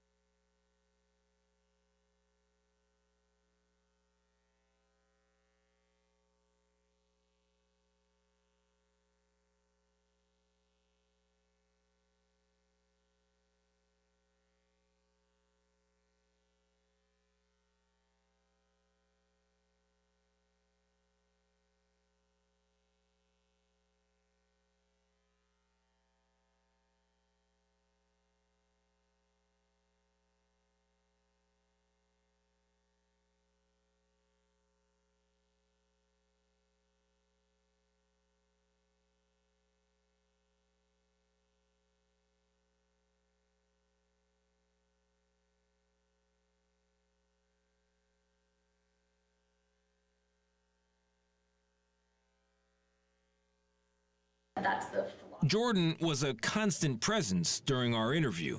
You have Jordan right over there. Everybody in the world seems to be following this relationship. They've got an opinion about your private life. It's got nothing to do with them, but they're invested in it. How do you deal with that? Never been too worried about what everybody else thinks. Just try to do what I feel like is best for me and what's right. How did you guys meet? Not talking about this. No? No. It's a topic neither one of them is comfortable commenting on. It's hard to comment when the girlfriend chimes in quickly. We're not talking about this. And literally on her phone, looking at her phone the whole time and just looks up, not talking about this. And like, it's like, meow. Yeah. If you haven't seen, it was 60 Minutes. No, what was early, something in the morning. Sunday morning. Sunday morning. Sunday morning. Right in the same genre of Okay. shows. Old. Just Sunday morning. Yeah. Oh, yeah. Old shows. Old shows. This is Bill Belichick. He is promoting his new book. What is it? The Art of a Winner? I didn't. The Art of Winning. Whatever it is, it has gotten lost in the story. I can tell you that. The Art of Winning. And so he did this interview, and he does not come off well. Well, here's the bigger point about this. Everybody was wondering why he didn't get an NFL job. You think that guy interviews well? I mean, yes, he has the record, but bringing him in for an interview. If that's how he interviews. You might see why he didn't get a job. Like I was telling Preston off the air, I'm just wondering, is she saying, hey, honey, this is a new protein shake. This is really good for you. Yeah. There's a little mind control going on. It's weird. It's weird. Jamie, I'm not really trying to dig into this. We're not. We're going to be a little bit of TMZ here, but have you seen this? No, we're not being TMZ. He's putting it there. They're putting it out there. Yeah. All right. Yeah, we're not reporting. Okay, I see what you're saying. It's not TMZ. We tried. We tried to lay off of this. We tried, but they keep bringing it to us. So here it is. Jamie, well, yeah, I'm not sure what he. If you don't want it to.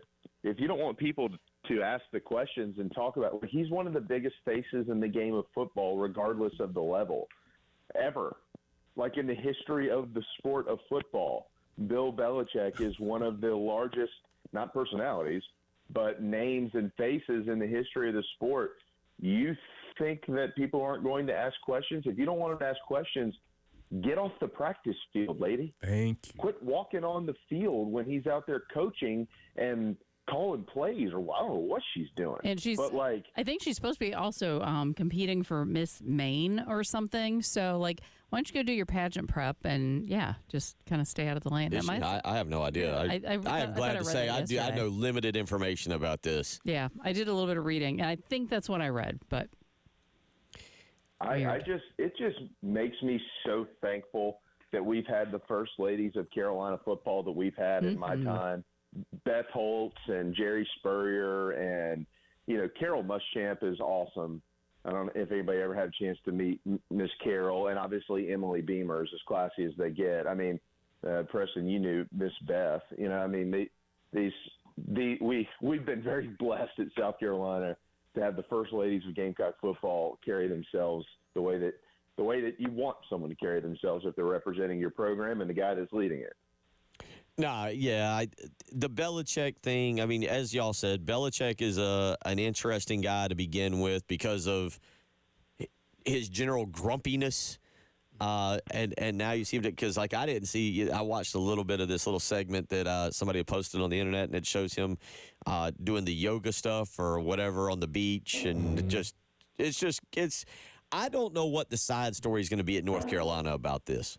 That's the part that I'm interested to see what North Carolina's going in on this. The side stories, they're not good. They weren't good. Bill Belichick has not been a good coach for a significant amount of time now. I don't look for them to be very good. Yeah, I don't know if it's going to be a side story either. I think it might be maybe the story at some point in time. They're losing games, and then this lady's trotting around like she runs the program. All those people that put all that money in up there, they're going to start asking questions. If they'll put up with it as long as you're winning games. If you're not winning games, you might want to start answering some questions and instead of shooting everybody down. Well, and from what I've also read on this is for any emails that go to him, any school, she has to be copied on them. He asked for that, yes. He asked for them to be, which is ridiculous, right? If you're not an employee of this state institution. You don't get copied on my emails. What are you talking about? It's absolutely a ridiculous request. Somebody would say, shut up, Bill. What are you talking about? No, that's not an option. You don't, if you work for a state institution, you don't copy just random other people. Yeah, you two are married. Did y'all significant others copied on our emails when we get emails? Well, first off, no, absolutely not. But this is not also a state institution. What are we doing? It's absolutely ridiculous. Yeah. So, no, nobody should even oblige. She has her fingers in way too many pies right now. But Bill asked for it. Yeah. Yes. And Bill made the request. For the record, clear on that. For the record, North Carolina. If you didn't know this, North Carolina will open against TCU. That game will be in Chapel Hill on Monday, the day after the South Carolina-Virginia Tech game. That'll be your Labor Day night game, North Carolina and TCU. That'll be the dawn of the era. Jamie, always appreciate it anytime you join us. A lot of good stuff today. No doubt. Y'all have a quick stat for you. First time since Preston Thorne played, 2002, 5 defensive players go in one draft. That's pretty cool. Nice. Unless we'll play that game. See if we can figure out. Name those 5. Name those 5. Let me think about it. We'll give it an effort. Take care. Jamie Bradford, always on a Monday. We'll come back. Hour 3 on the way.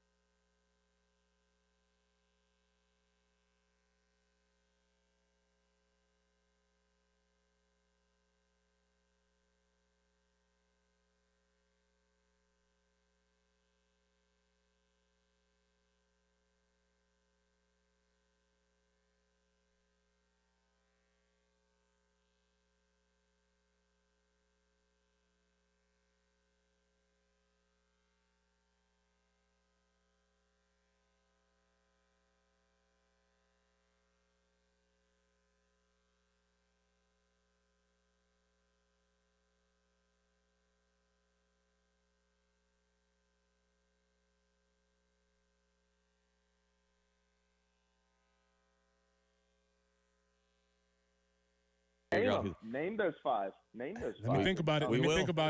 We'll give it a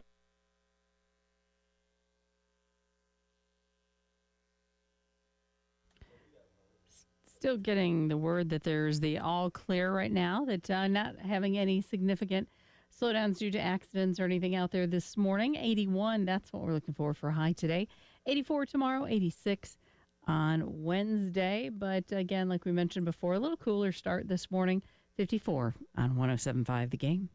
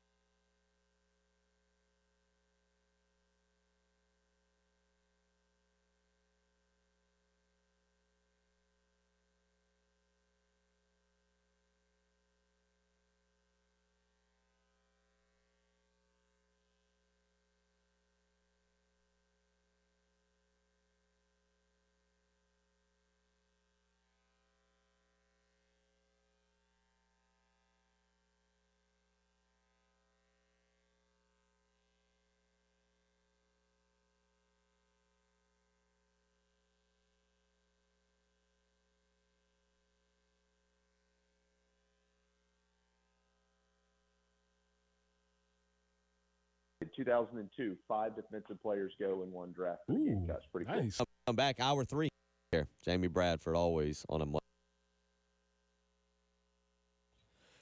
8 a.m. on a Monday morning. Get up and get going, Preston Thorne. Hard to believe. This is kind of it. All right, we have wait a minute. What am I saying? What a stupid comment by me. I was gonna say the NFL draft is over. Mm-hmm. We have officially moved through the 2025 football season. Mm-hmm. But I'm wrong. Mm-hmm. The 2025-2020, the season is still upon us. The Birmingham Stallions, what is our update on the Birmingham Stallions? They always suffered a tough loss this past weekend. They suffered a tough loss. The 3-1 Birmingham Stallions went to the Memphis Showboats, I believe, who were 0-4. Oh, dear. They're now 1-4. Suffered a very tough, difficult loss in the first overtime game in UFL history. Really? The first overtime game in UFL history. And if you're not familiar with the UFL overtime rules, they go for a 2 out of 3. So they line up shootout style, and they line up for 2-point conversions, and whoever gets, they go best of 3 in 2-point conversions. If they tie, then they just keep going sudden death after that.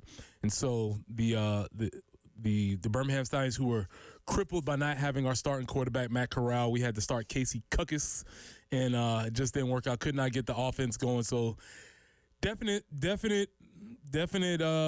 step back, a misstep for the squad. We were supposed to take it on. Again, Memphis was 0-4.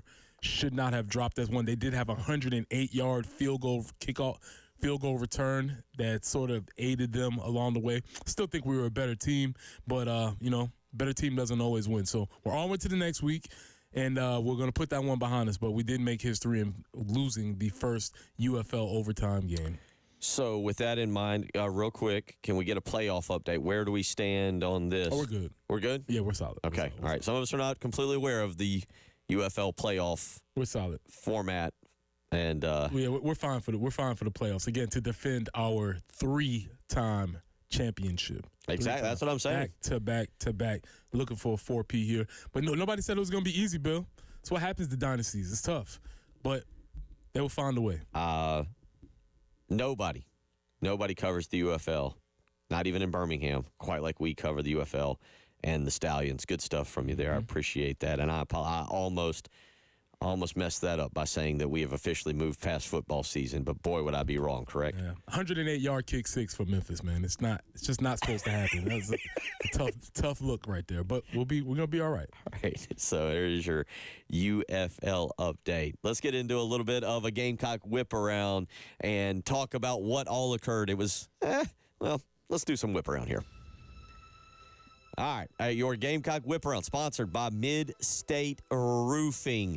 If you've got a leak, let Mid-State Roofing take a peek. Give them a phone call, 803-356-1919. How about we start with a little golf? How's that, Preston Thorne?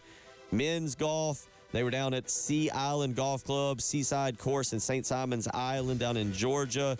SEC Championships, they finished ninth. They finished ninth at 4 under for the weekend. First-year coach Rob Bradley coming from Purdue. I think most people would say it's been a pretty good season. Look, Ray Tanner's hires, Ashley Chastain Woodard, who we'll talk about in a minute, Rob Bradley, pretty solid. South Carolina ranked number 20th, finished again ninth in the 2025 SEC Championship, missing the top 8 cut line, didn't get to play in the weekend, 2 shots behind Texas and Alabama. Gamecock All-American Nathan Franks paced the Gamecocks. He finished tied for 13th, 5 under par. He's out of Roebuck, one of those small towns I know you love talking about. Right outside of Spartanburg, baby. Three-day total. I was just in Roebuck not too long ago. All right, 65, 68, 72. He was bogey-free through his first 27 holes, but unfortunately made it. Redshirt junior Frankie Harris also doing well with a 2 under 68 on Friday. The only blemish on his scorecard, the par 4 10th down there where he made bogey. But the Gamecocks finished ninth, and they should be looking, I believe, from what I understand here, they will find out their NCAA regional destination Wednesday. Folks, mark this down. Wednesday, 1 p.m. on the Golf Channel, there is an NCAA men's golf selection show, Preston Thorne. Okay. 1 o'clock on Wednesday. You can tune into that, find out where the Gamecocks are going as they should be playing in the regionals. Let's go over to softball. Preston, we said it. Softball was vying for a chance to host a chance to be a national seed. They're still trying to compete. They're still trying to hold on to hosting a regional. This was not the weekend they needed. They dropped 2 of 3 down on the Plains against Auburn. They rallied yesterday. They didn't rally, but they won yesterday against Auburn 4-1 to make sure they were not swept. Yeah, they could not afford to drop that series if they wanted to go pursue those goals. Everything's still in front of them, but that was a big one they needed. They will have their final midweek game coming up on Tuesday at Beckham Field, 6 o'clock, and then that will lead them into the weekend where they will do a Thursday, Friday, Saturday series against Alabama here in Columbia. That'll wrap up the regular season. If you want to attend one of those this coming weekend, again, Thursday, Friday, Saturday, Alabama, it'll be 6 o'clock, and noon on Saturday. And then coming up next week, they head to Athens, Georgia for the SEC tournament before the NCAA regionals get going on Friday, May the 16th. So we know they'll be in the postseason. Right now, they've got to win this year. Really need to win 3 of 4 this weekend, or I say 3 of 4 this week, beat Furman and win 2 of 3, and that probably will solidify them to host a regional. But, yeah, bad weekend for them. And then over to baseball, Preston Thorne. Mathematically, technically, South Carolina is, if you're listening to what we have said, you got to get to 13 and 17 in conference, right? You got to get to 13 and 17. Mathematically, technically, they are not eliminated. Correct. They got 3 series left. Mm-hmm. They would now have to go 8-1.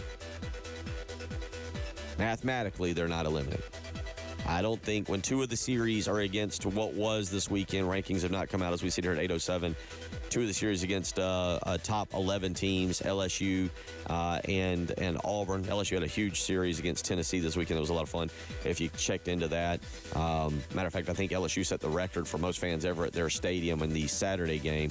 But 8-1 in the last 9 against quality competition. Given what we've seen against quality competition, I would say that's not going to happen. Yeah, I have a proclamation to make, but I'm going to wait.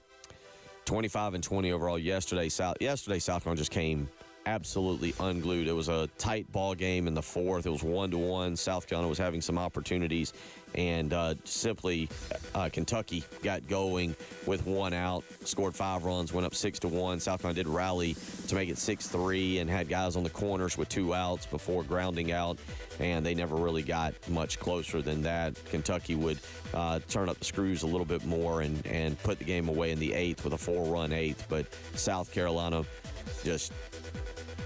They also, by the way, and this speaks to, and we're going to have this conversation, you mentioned having a proclamation, 4th losing season in the SEC in the last 5 years. 4th losing season in the last 5 years in the SEC, Preston. 6 out of 10. Oh, it's even worse. Yeah, Proclamations are ready to be made. All right, we'll get into that closer towards the end of the season. There is your Gamecock Whip Around, again sponsored by Mid-State Roofing. If you've got a leak, let Mid-State Roofing take a peek. 803-404-6100, how you can weigh in. We'll come back. We'll get into a little bit of thorns, buds, and roses. It was a busy weekend. You had NBA playoffs, NHL playoffs, if you got into that, NFL draft, maybe things caught Preston's eye there. We mentioned baseball, Birmingham Stallions, and we got to get ready for the Kentucky Derby. Maybe a bud there? I don't know. We'll talk about it. We'll let Preston Thorne get into some thorns, buds, and roses. You're listening to the early game.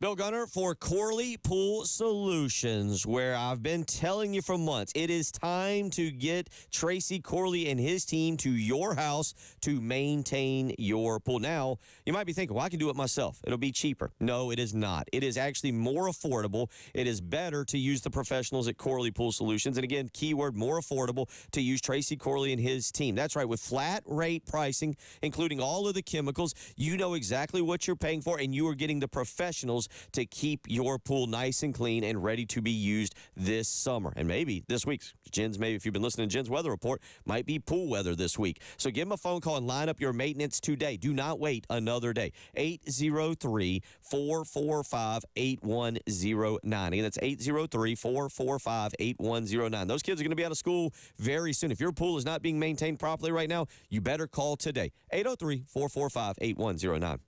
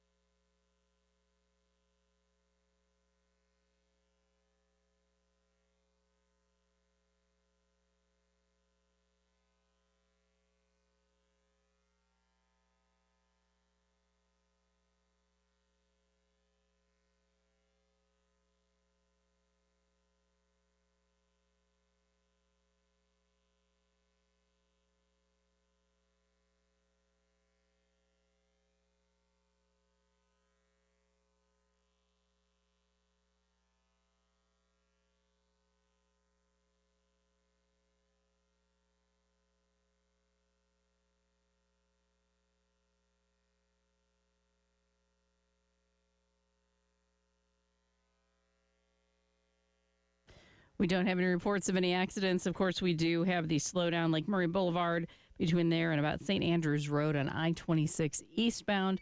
Kind of standard for your weekdays, but we do have the slowdown there. No other accidents, though, to report, which is really good news. Actually, kind of happy surprises there. 81, that's going to be our high today. 84 tomorrow. And on Wednesday, looking for 86 as our high. Not really seeing any rain in the forecast until maybe Friday afternoon. A little bit cooler, though, to your start. Might want to grab a jacket on the way out.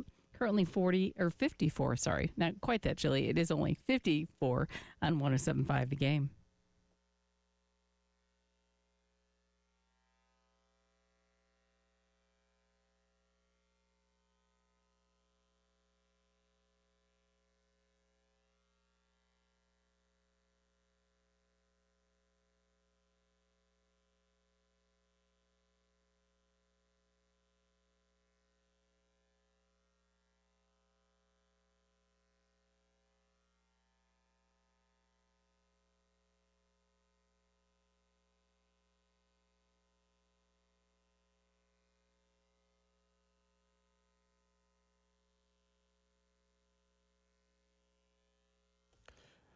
Reminder, you can play golf inside Williams-Brice Stadium. They played baseball up at Memorial Stadium up in Clemson this past weekend. Yeah, what's going on with this?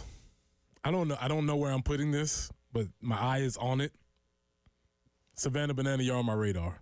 I've been watching. I don't know where I'm putting this. I'm working through it. Yeah. What do we call it around here? NTR, non-traditional revenue. That's where these football stadiums are going now, man. That's where these South Carolina, I believe, when you see the renovations coming at the end of next year, from what I understand, expect to see some more off-season stuff done at the stadium as we move kind of into the future of athletics and having to raise money to pay. But you can go to Williams-Brice Stadium and participate. Upper Deck Golf is coming May 9th and 10th, and you've got a chance to win a VIP 4-pack of tickets. All you got to do is go to 1075thegame.com, go to 1075 The Game's Facebook page and upload a picture of you at a game inside of Williams-Brice Stadium. Go to the 1075 The Game Facebook page and upload a picture of you at a football game or an event at Williams-Brice Stadium. The winners will be notified on May the 6th. That'll be next Tuesday. It'll be Upper Deck Golf coming to Columbia May 9th and 10th at Williams-Brice Stadium, and you can win a VIP 4-pack. All you need to do is go to our Facebook page, the 1075 The Game Facebook page, and upload a picture of you at a game inside of Williams-Brice Stadium. 803-404-6100 if you want to weigh in. It was an interesting weekend, to say the least. Preston Thorne, and for you, I'm sure plenty of observations. It's time for Thorns, Buds, and Roses with Preston Thorne on the early game, 107.5 The Game. All right, Bill, it's time for Thorns, Buds, Roses, Draft Edition. We're talking a little bit about the draft. Yes, there was other things happening. The Savannah Bananas played at Memorial Stadium. That's weird. NBA playoffs were going down. That's interesting. But nothing more so interesting than the NFL draft. And Bill, I have a thorn. And we're gonna do this with some numbers to back this up, because there are some concrete things that we can think about. My biggest thorn is that when us civilians watch the NFL draft, we watch it as if the thing that is happening to these young people is not nearly impossible. When I say nearly impossible, 7.3% of all players, of all high school players, make it to play in college. 7.3% of all players make it to play in college.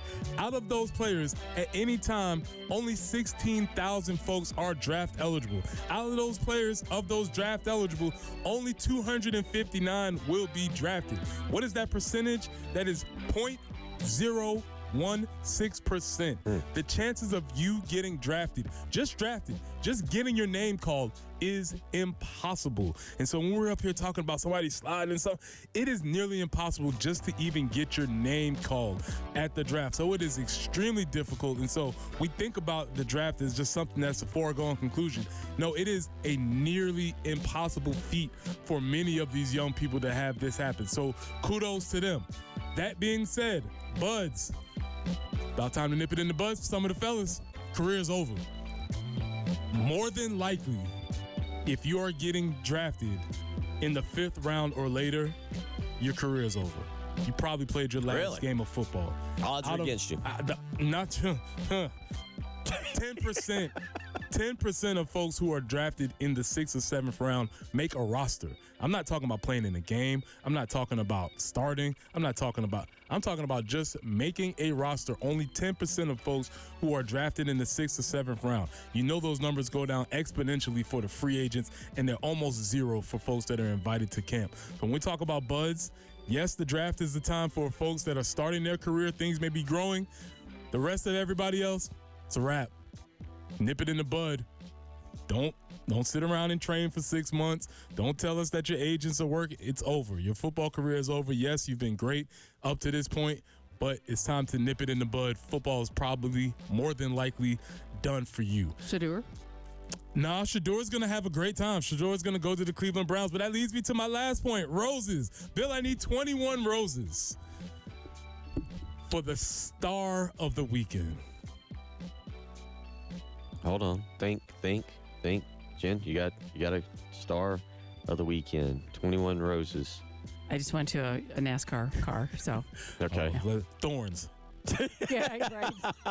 Not good for your boy this weekend. Yeah. The worst. Oh, terrible. 4th DNF. Anyway. 21 roses. Who you got? Shiloh Sanders. Oh, yeah. What a great weekend for Shiloh. The star of the show. He was all on the Twitch, kept things light, kept it fun. Shiloh is kind of like the lovable loser of the family. He knew he wasn't going to get drafted, so he's around. He's keeping everybody in fun. He's keeping his spirits up. His little brother gets drafted. He celebrates with him. He makes fun of Dion. He had the quote where he said they need to get new agents because obviously this one wasn't working, pointing to Dion. Shiloh's a star, man, but it's not going to be on the football field. He signed an undrafted free agent. That's not going to work. Yeah, Tampa. Yeah, it's not going to work for him. But he is a star, good-looking kid, positive attitude. He's sort of affable. And again, he just plays the lovable loser of the Sanders family. You know, obviously Shedeur is legendary in prime, and prime is prime. And Shedeur, he constantly finds himself at the bottom of the sibling list. Dion's always ranking on him. But it's something likable about that dude. So, and he kept everything light and centered this weekend. So, Shiloh, you were the star of the weekend. Even though you're not going to draft it, you probably won't have an NFL career. You have plenty of future in front of you. Bill, those are the thorns, buds, and roses for the weekend. Okay. All right. Let's start with the roses. So I'm watching this kind of develop with Shiloh, and it's like Shiloh has all of a sudden found his lane. Like, oh, I got money. Dad's got money. He just got out of a bankruptcy. Dad'll take care of it. Family's got money. Shiloh is the anti-Shedeur. Shiloh is like, we got money. I can do what I want. I'm going to live the life. It's going to be fun. He has gone from the guy I think we kind of all met here that was very serious and like, I'm going to be an NFL player. I'm going to follow in Dad's footsteps to, man, I'm cool. I got money. I'm going to go hang out a little bit with the NFL camp, and then I'm going to go back to home, wherever that is in Texas, or I'm going to go hang around in Cleveland. Maybe Shiloh's coming around on me a little bit. Yeah, if you had to pick who would you rather be, I'd be Shiloh right now. Shedeur's got a lot of stuff happening. He actually has to play football and be good and live up to some expectations. Nobody expects Shiloh to be legendary. It's just going to be like, hey, man, there goes Shiloh again. He's positioned himself in a good spot in the Sanders family. Yeah, he's going to be. Where's the reality show coming? It's probably on the way, I'm sure. I was just trying to think all I can go back to is Entourage. Which member of Entourage is he profiting off of Dad, profiting off of a Shedeur? He's Turtle for sure. Yeah, he's definitely moving, shaking, running some deals here. Again, he was just the star of the weekend to me. It was really interesting to watch his position in that family because clearly Shedeur is the golden child, and he's the one that everybody that Dad's proud of. Yeah. Yes, he's the one that everybody wants to work, and Shiloh's found his spot. Yeah. I'm happy for Shiloh. Buds, I got a bud for you. All right, over the weekend, and this is a couple branches to this little budding tree.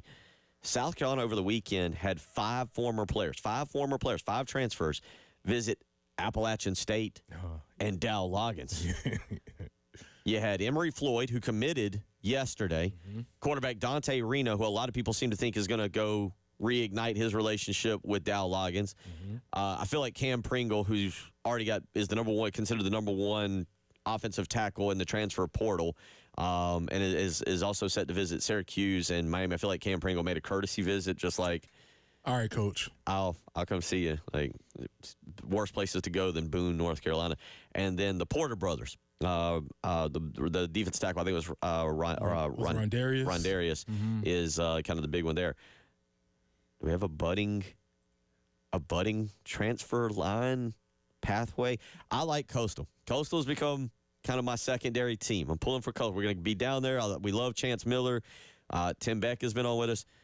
But are we having a budding relationship with App State? Pipeline is opening up. Yeah. Are we like, well, here's our minor league team. And I know they beat us the last time we played them, but that was with Eli Drinkowitz. There might be something to this, because as soon as I saw that news with Dante Reno, I was like, oh, yeah, that makes perfect sense. It does. It does.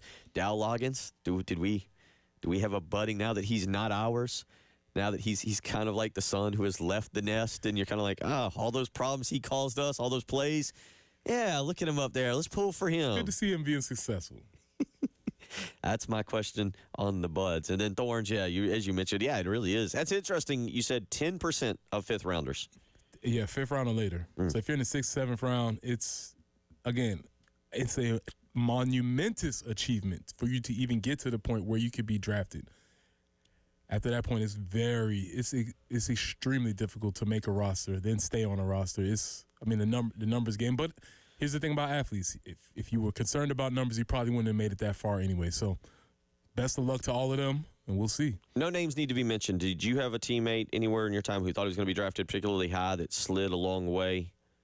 And what do you remember about their emotions? Yeah, it's difficult. It's a really, well, and this is where you have to compare the times. Some guys, when you slide out of the draft, if you think you're going in the fourth round and then you end up getting undrafted or you sign a free agent deal at that time, that might have been what you thought was going to be your financial security. And so that's why the Shedeur situation for me is like, all right, man, he slid whatever.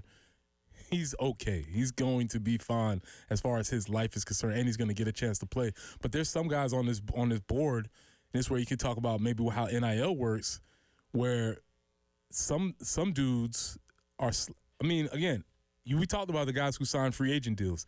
There's a very high chance that none of them will ever play football again. They might come to my Birmingham Stallions in the UFL, but as far as the NFL, a lot of these guys that are signing in free agent contracts, it's over. They don't know it yet. They have hopes and dreams, but it's not going to happen. So the idea of them maybe having some money during NIL for them to help them transition to their next stage of life, that is a positive benefit of NIL. One other bud or Rose, or I don't know. Obviously, we've talked about it. We do this after basketball. We do it after football. The way too early projections rankings. Have you seen the way too early draft boards already for next year? 2 first rounders. You saw this, did you now? I've seen it. Well, technically, they must have been listening to the show. Lenora Sellers, according to Ian Cummings of Pro Football Network, he put out a 3-round mock draft on Saturday, but the one that caught my attention was Lenora Sellers being selected at 10th overall. Now, what would concern me more is the fact that he already had the team.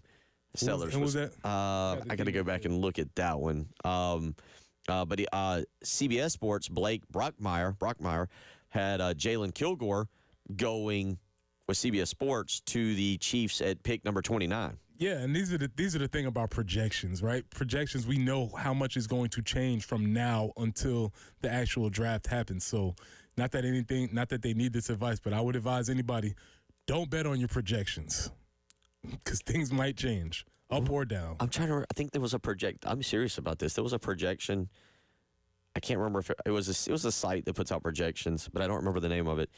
That had R.J. Roderick as a first-round pick several years ago. So I'm with you on that. But Kilgore actually projected in both of these mock drafts in the first round. Pro Football Focus had him going 16th in their little mock draft. Also, Judge Collier going in the first 3 rounds at 81.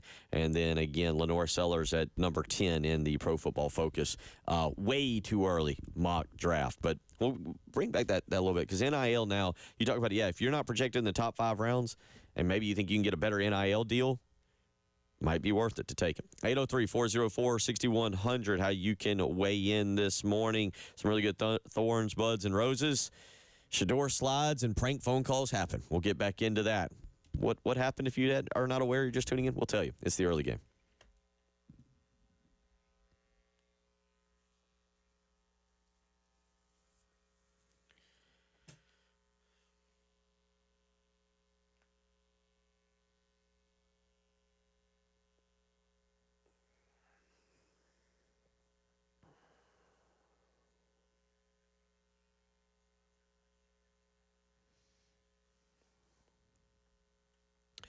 Bill Gunner for Mid-State Roofing, where for nearly 30 years they have been the leader in the roofing and waterproofing industry. And 30 years is a long, long time. That lets you know that they are the professionals that will provide proper advice, service, and results to the needs of your facility. Whether it's here in Columbia, whether it's Florence, Aiken, Augusta, maybe Charleston or Greenville, Mid-State Roofing roofs the entire state. You heard that right. They actually said they roofed the world. They roofed the Planet Hollywood World building down in Myrtle Beach, so technically that is true. But they're ready to take care of your home or your business. And again, it doesn't matter where you live in this great state, and it doesn't matter what time you call them. 24 hours a day, 7 days a week. Mid-State Roofing is ready to help you with an on-call technician or a Mid-State Roofing employee. So make that phone call today and line up your maintenance contract, 803-356-1919. Tell them Bill Gunner sent you.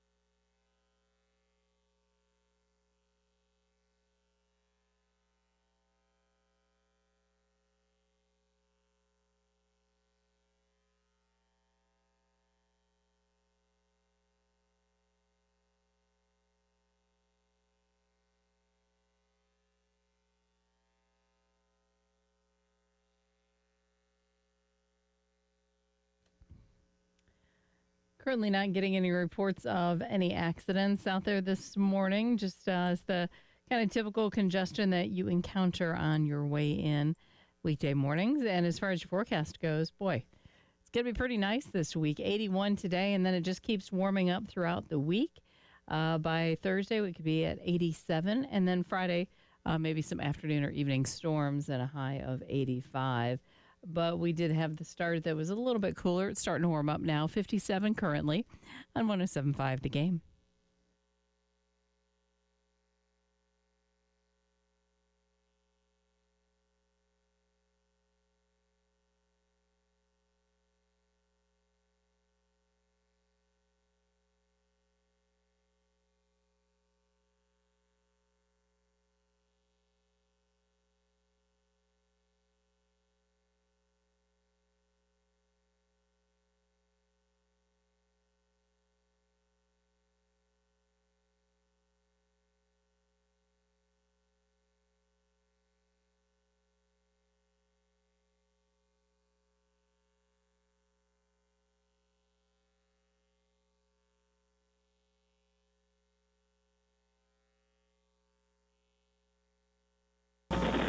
Yeah, I would say I'm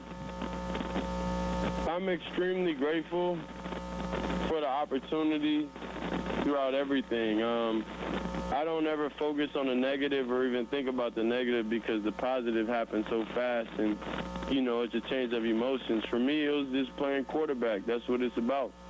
You can't be up too low or anything. You got to be able to celebrate. So when we score a touchdown, we celebrate for a little bit. Now it's back to it's time to work, it's time to go. So that's all it is a football game to me. And that's how I view it. That's my personality is I would say, level through adversity and level through everything, any situation I'm faced with, because I know what it's going to require for me to come out on top.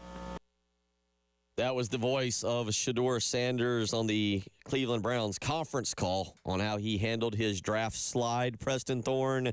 That was kind of the story of the weekend nationally. Shedeur Sanders, you heard Jamie Bradford saying it at one point just a few weeks ago. Most thought he could go 1 through 6, and he ends up going in he ends up going in the 5th round. Yeah, and then even that, I don't know if most thought that.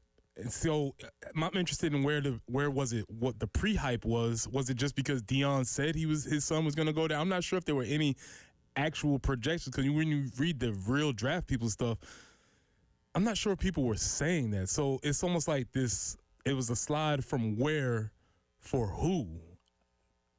I don't know. It's just a very interesting story about how the media can create something, how the media can destroy something, all of these types of things. But again, they've lived their whole lives in the media, and so this is all part of the show. So now the other thing, here's kind of the odd thing for him, and I don't know, you explain it from what you know and the people you've been around. Mind you, he was the second quarterback taken for the Browns. Yeah. Like the Browns took him they'd already taken Dylan Gabriel. So he goes to a franchise. Dylan Gabriel's like, what? Yeah, he's at his own draft party, eating some wings, cutting up with people, and all of a sudden he's like, wait, who did they just draft? Mm-hmm. Look, for the Browns, I have no problem. I think it's actually smart on their part. They've done screwed up the Deshaun Watson thing. Jameis Winston's no longer there. You may as well bring in some quarterbacks and just be like, y'all go figure it out. Let's do a draft comparison. The Browns, at one time, they drafted a dude by the name of Johnny Football. Boy, I was excited about that back in the day. Do you remember who else was part of that quarterbacking? Connor Shaw was. Correct. Right? And Brian Hoyer. Oh, yeah. Brian Hoyer, by the way, was much more similar to, what was it, Brian Rowe or Drew? Yeah, he's looking at these two young dudes coming in like, what's going on here? So even though I think he was only looking at one dude. I think he was looking at, like, Shaw's over here just to fill out the room. Yeah, they bring these dudes in. So they bring multiple guys in all the time. So it's not as if this is a unique situation. This is something that happens. It just so happens that these two seem to be pretty close in ability. And, again, Shedeur's personality and the aura around him will be a lot for that locker room. That's what I read was maybe a lot of people, because I think going back to Thursday night when Mike Tomlin, who you thought might have been most equipped to handle Deion, that Steelers culture and Tomlin and just who he is, when they were like, no, defensive tackle, which, by the way, did y'all see the story on Derek Harmon? That's an awful story. Very sad. Thoughts and prayers to him. He was drafted on Thursday night. His mother passed away late Thursday night. She had a lot of health issues and everything. Very, very, very. I saw him talking a little bit about it on Friday and Saturday. Very emotional story. Just thoughts and prayers to him and his family. She had been sick. They talked about it during the draft. But I guess like she was able to see him drafted, and then she could go. That's what makes me think of that. Yeah, it was very difficult. But it feels like when the Steelers were like, no, we're going to go with a safe pick, a good defensive tackle, middle of the, as you said, right there up the middle. We're not going to mess with the headache that Shedeur or Dion could bring. That's when you thought, like, Shedeur might be in trouble here. That's when I thought it. Yeah, well, no. When I was stating that when you start, again, Jackson Dart, come on. Well, that's what we said. I don't know if I don't think Jackson Dart is that much better than him. But then you see the guy from Louisville, Tyler Plow. What's his name? Tyler Shaw. You see him, which, by the way, the New Orleans Saints, Spencer. Talk about how this works. Spencer was the guy coming in last year to take somebody's job. Well, obviously the Saints did not think Spencer is good enough, so they took another quarterback. That's how the draft works. Somebody comes in, somebody goes out. Spencer, you're on the clock. You saw him get taken. Then I saw Dylan Gabriel get taken. Like, all right, this is not, because none of these dudes are demonstrably better than Shedeur. So something is going on. But to Jamie's point earlier, I'm not sure if this was a very strong quarterback class regardless. So, yeah. Fifth-round quarterbacks typically do not end up starting and or playing. Yeah, not everybody's Tom Brady. There's only one of them. 803-404-6100. Any Gamecocks that didn't get drafted? Fortune, Fortune, or Rocket Sanders. Sanders, thank you. Yeah, that maybe you thought Sanders. I can kind of understand because there was this concern maybe of injury. Production is there, but the concern of injury, and quite frankly, with running backs being a dime a dozen, I'm sure a lot of teams were kind of like, we can probably grab a free agent similar or grab him in free agency. Just go to Rico Dowdle, right? Yeah. Same situation. Maybe there's a chance where why would I quote unquote waste a draft pick on a running back when I can get him later on as a free agent, and he can still make the roster, but I don't have to pay him as much, and I don't have to have him locked into a long-term deal. And plus, there's already injuries, so I wasn't necessarily surprised about that.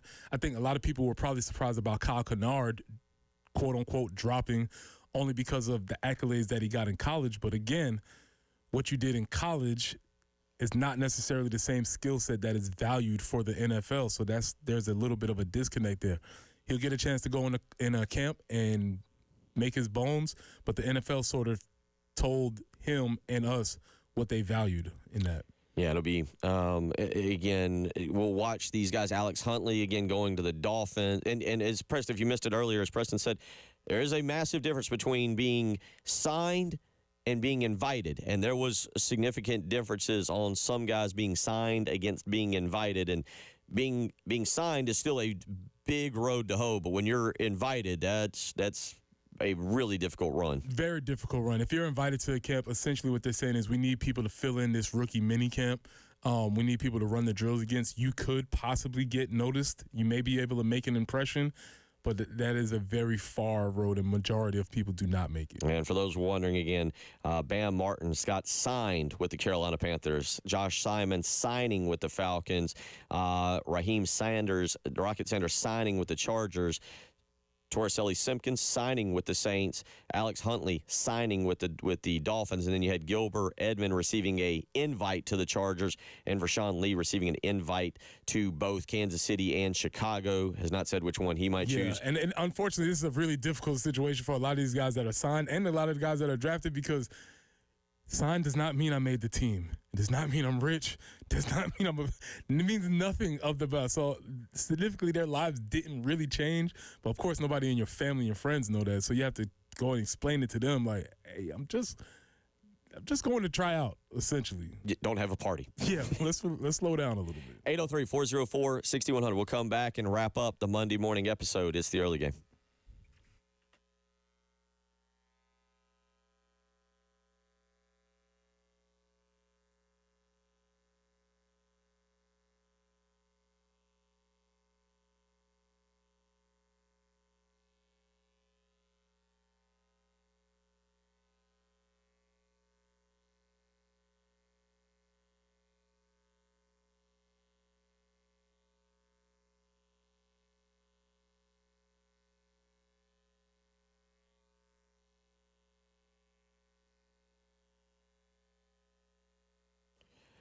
Bill Gunner for the Ecton Law Firm. Let me tell you something. If you've received one of those mean, nasty notices from the IRS, you are probably stressed out. Nobody wants the IRS after them. But at the Ecton Law Firm, they are ready to help you. They've helped thousands of families with proven local solutions, and all they need you to do is just make the phone call and get in touch with them. It all starts with a free consultation. That phone number, 803-771-9800. Again, that's 803-771-9800. Time is limited, though. You need to be making this phone call today. Trust me, the IRS is not playing around. They're coming after families. They're coming after businesses. And if they're after you, all you need to do is call the Ecton Law Firm and let them help you out. Again, it starts with a free consultation. 803-771-9800. You can visit them on the web. That's EctonLawFirm.com. ECTON lawfirm.com. Tell them Bill Gunner sent you.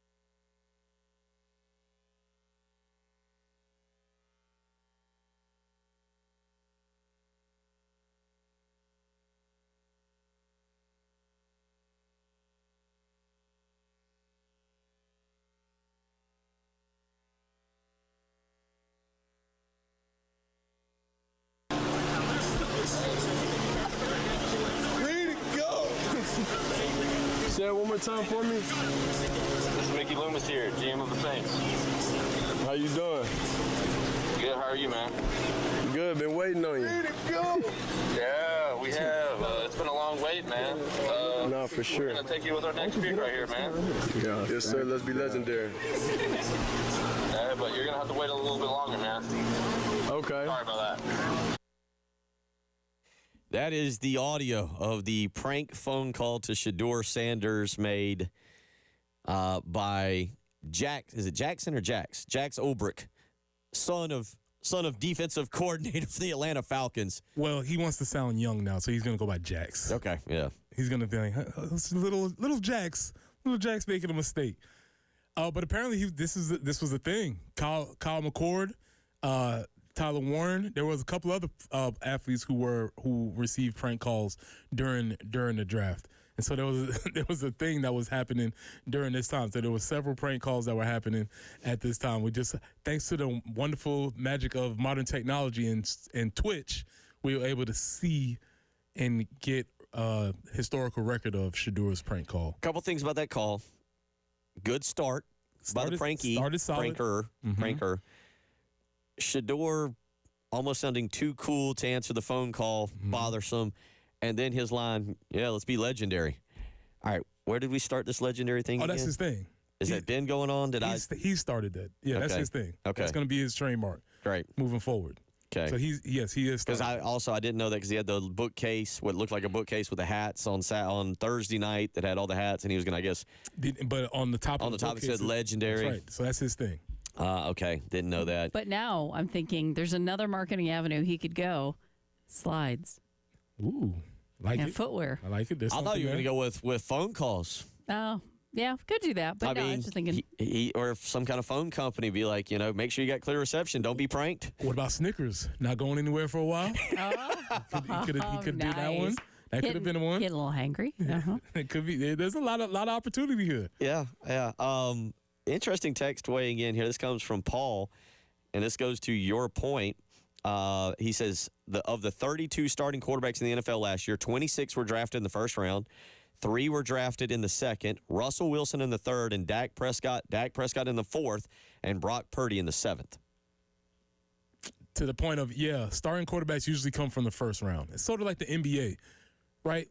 The dudes that you're watching play are first rounders. If you get drafted in the second round of the NBA draft, it's congratulations, but probably not. We'll see. So, yes, to that point. And also, when you look at those guys who were exceptions, you remember Brock Purdy in college? He was awesome. Russell Wilson, phenomenal. Dak Prescott, do you remember what he was like in Mississippi State? I got the number 1. Yeah, so these dudes who were drafted later, they all had phenomenal careers. Now, Shedeur had a solid career. He was very good, but I don't know.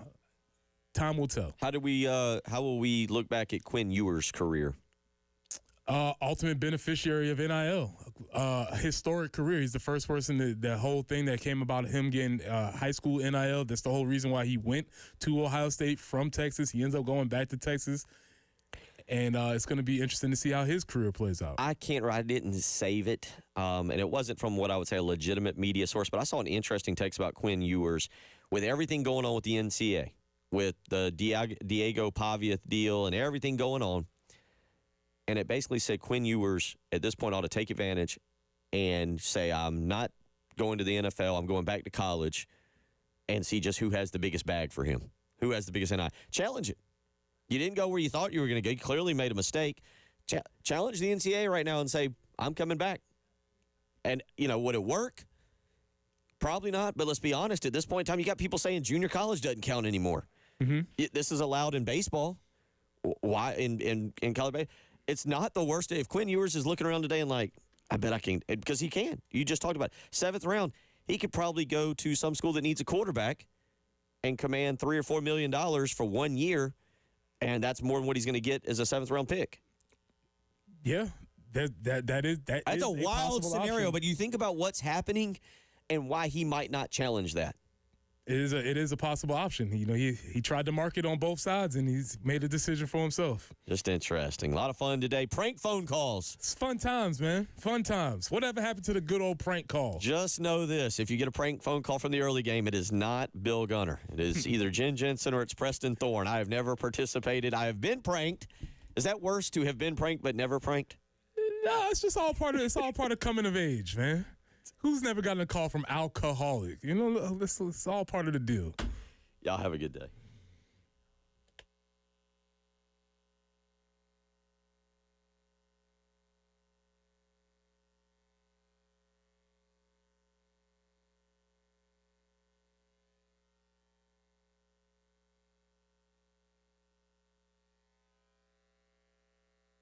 Preston here for our friends at Absolute Glass, the premier glass company of the Midlands, offering auto, home, and business glass repair.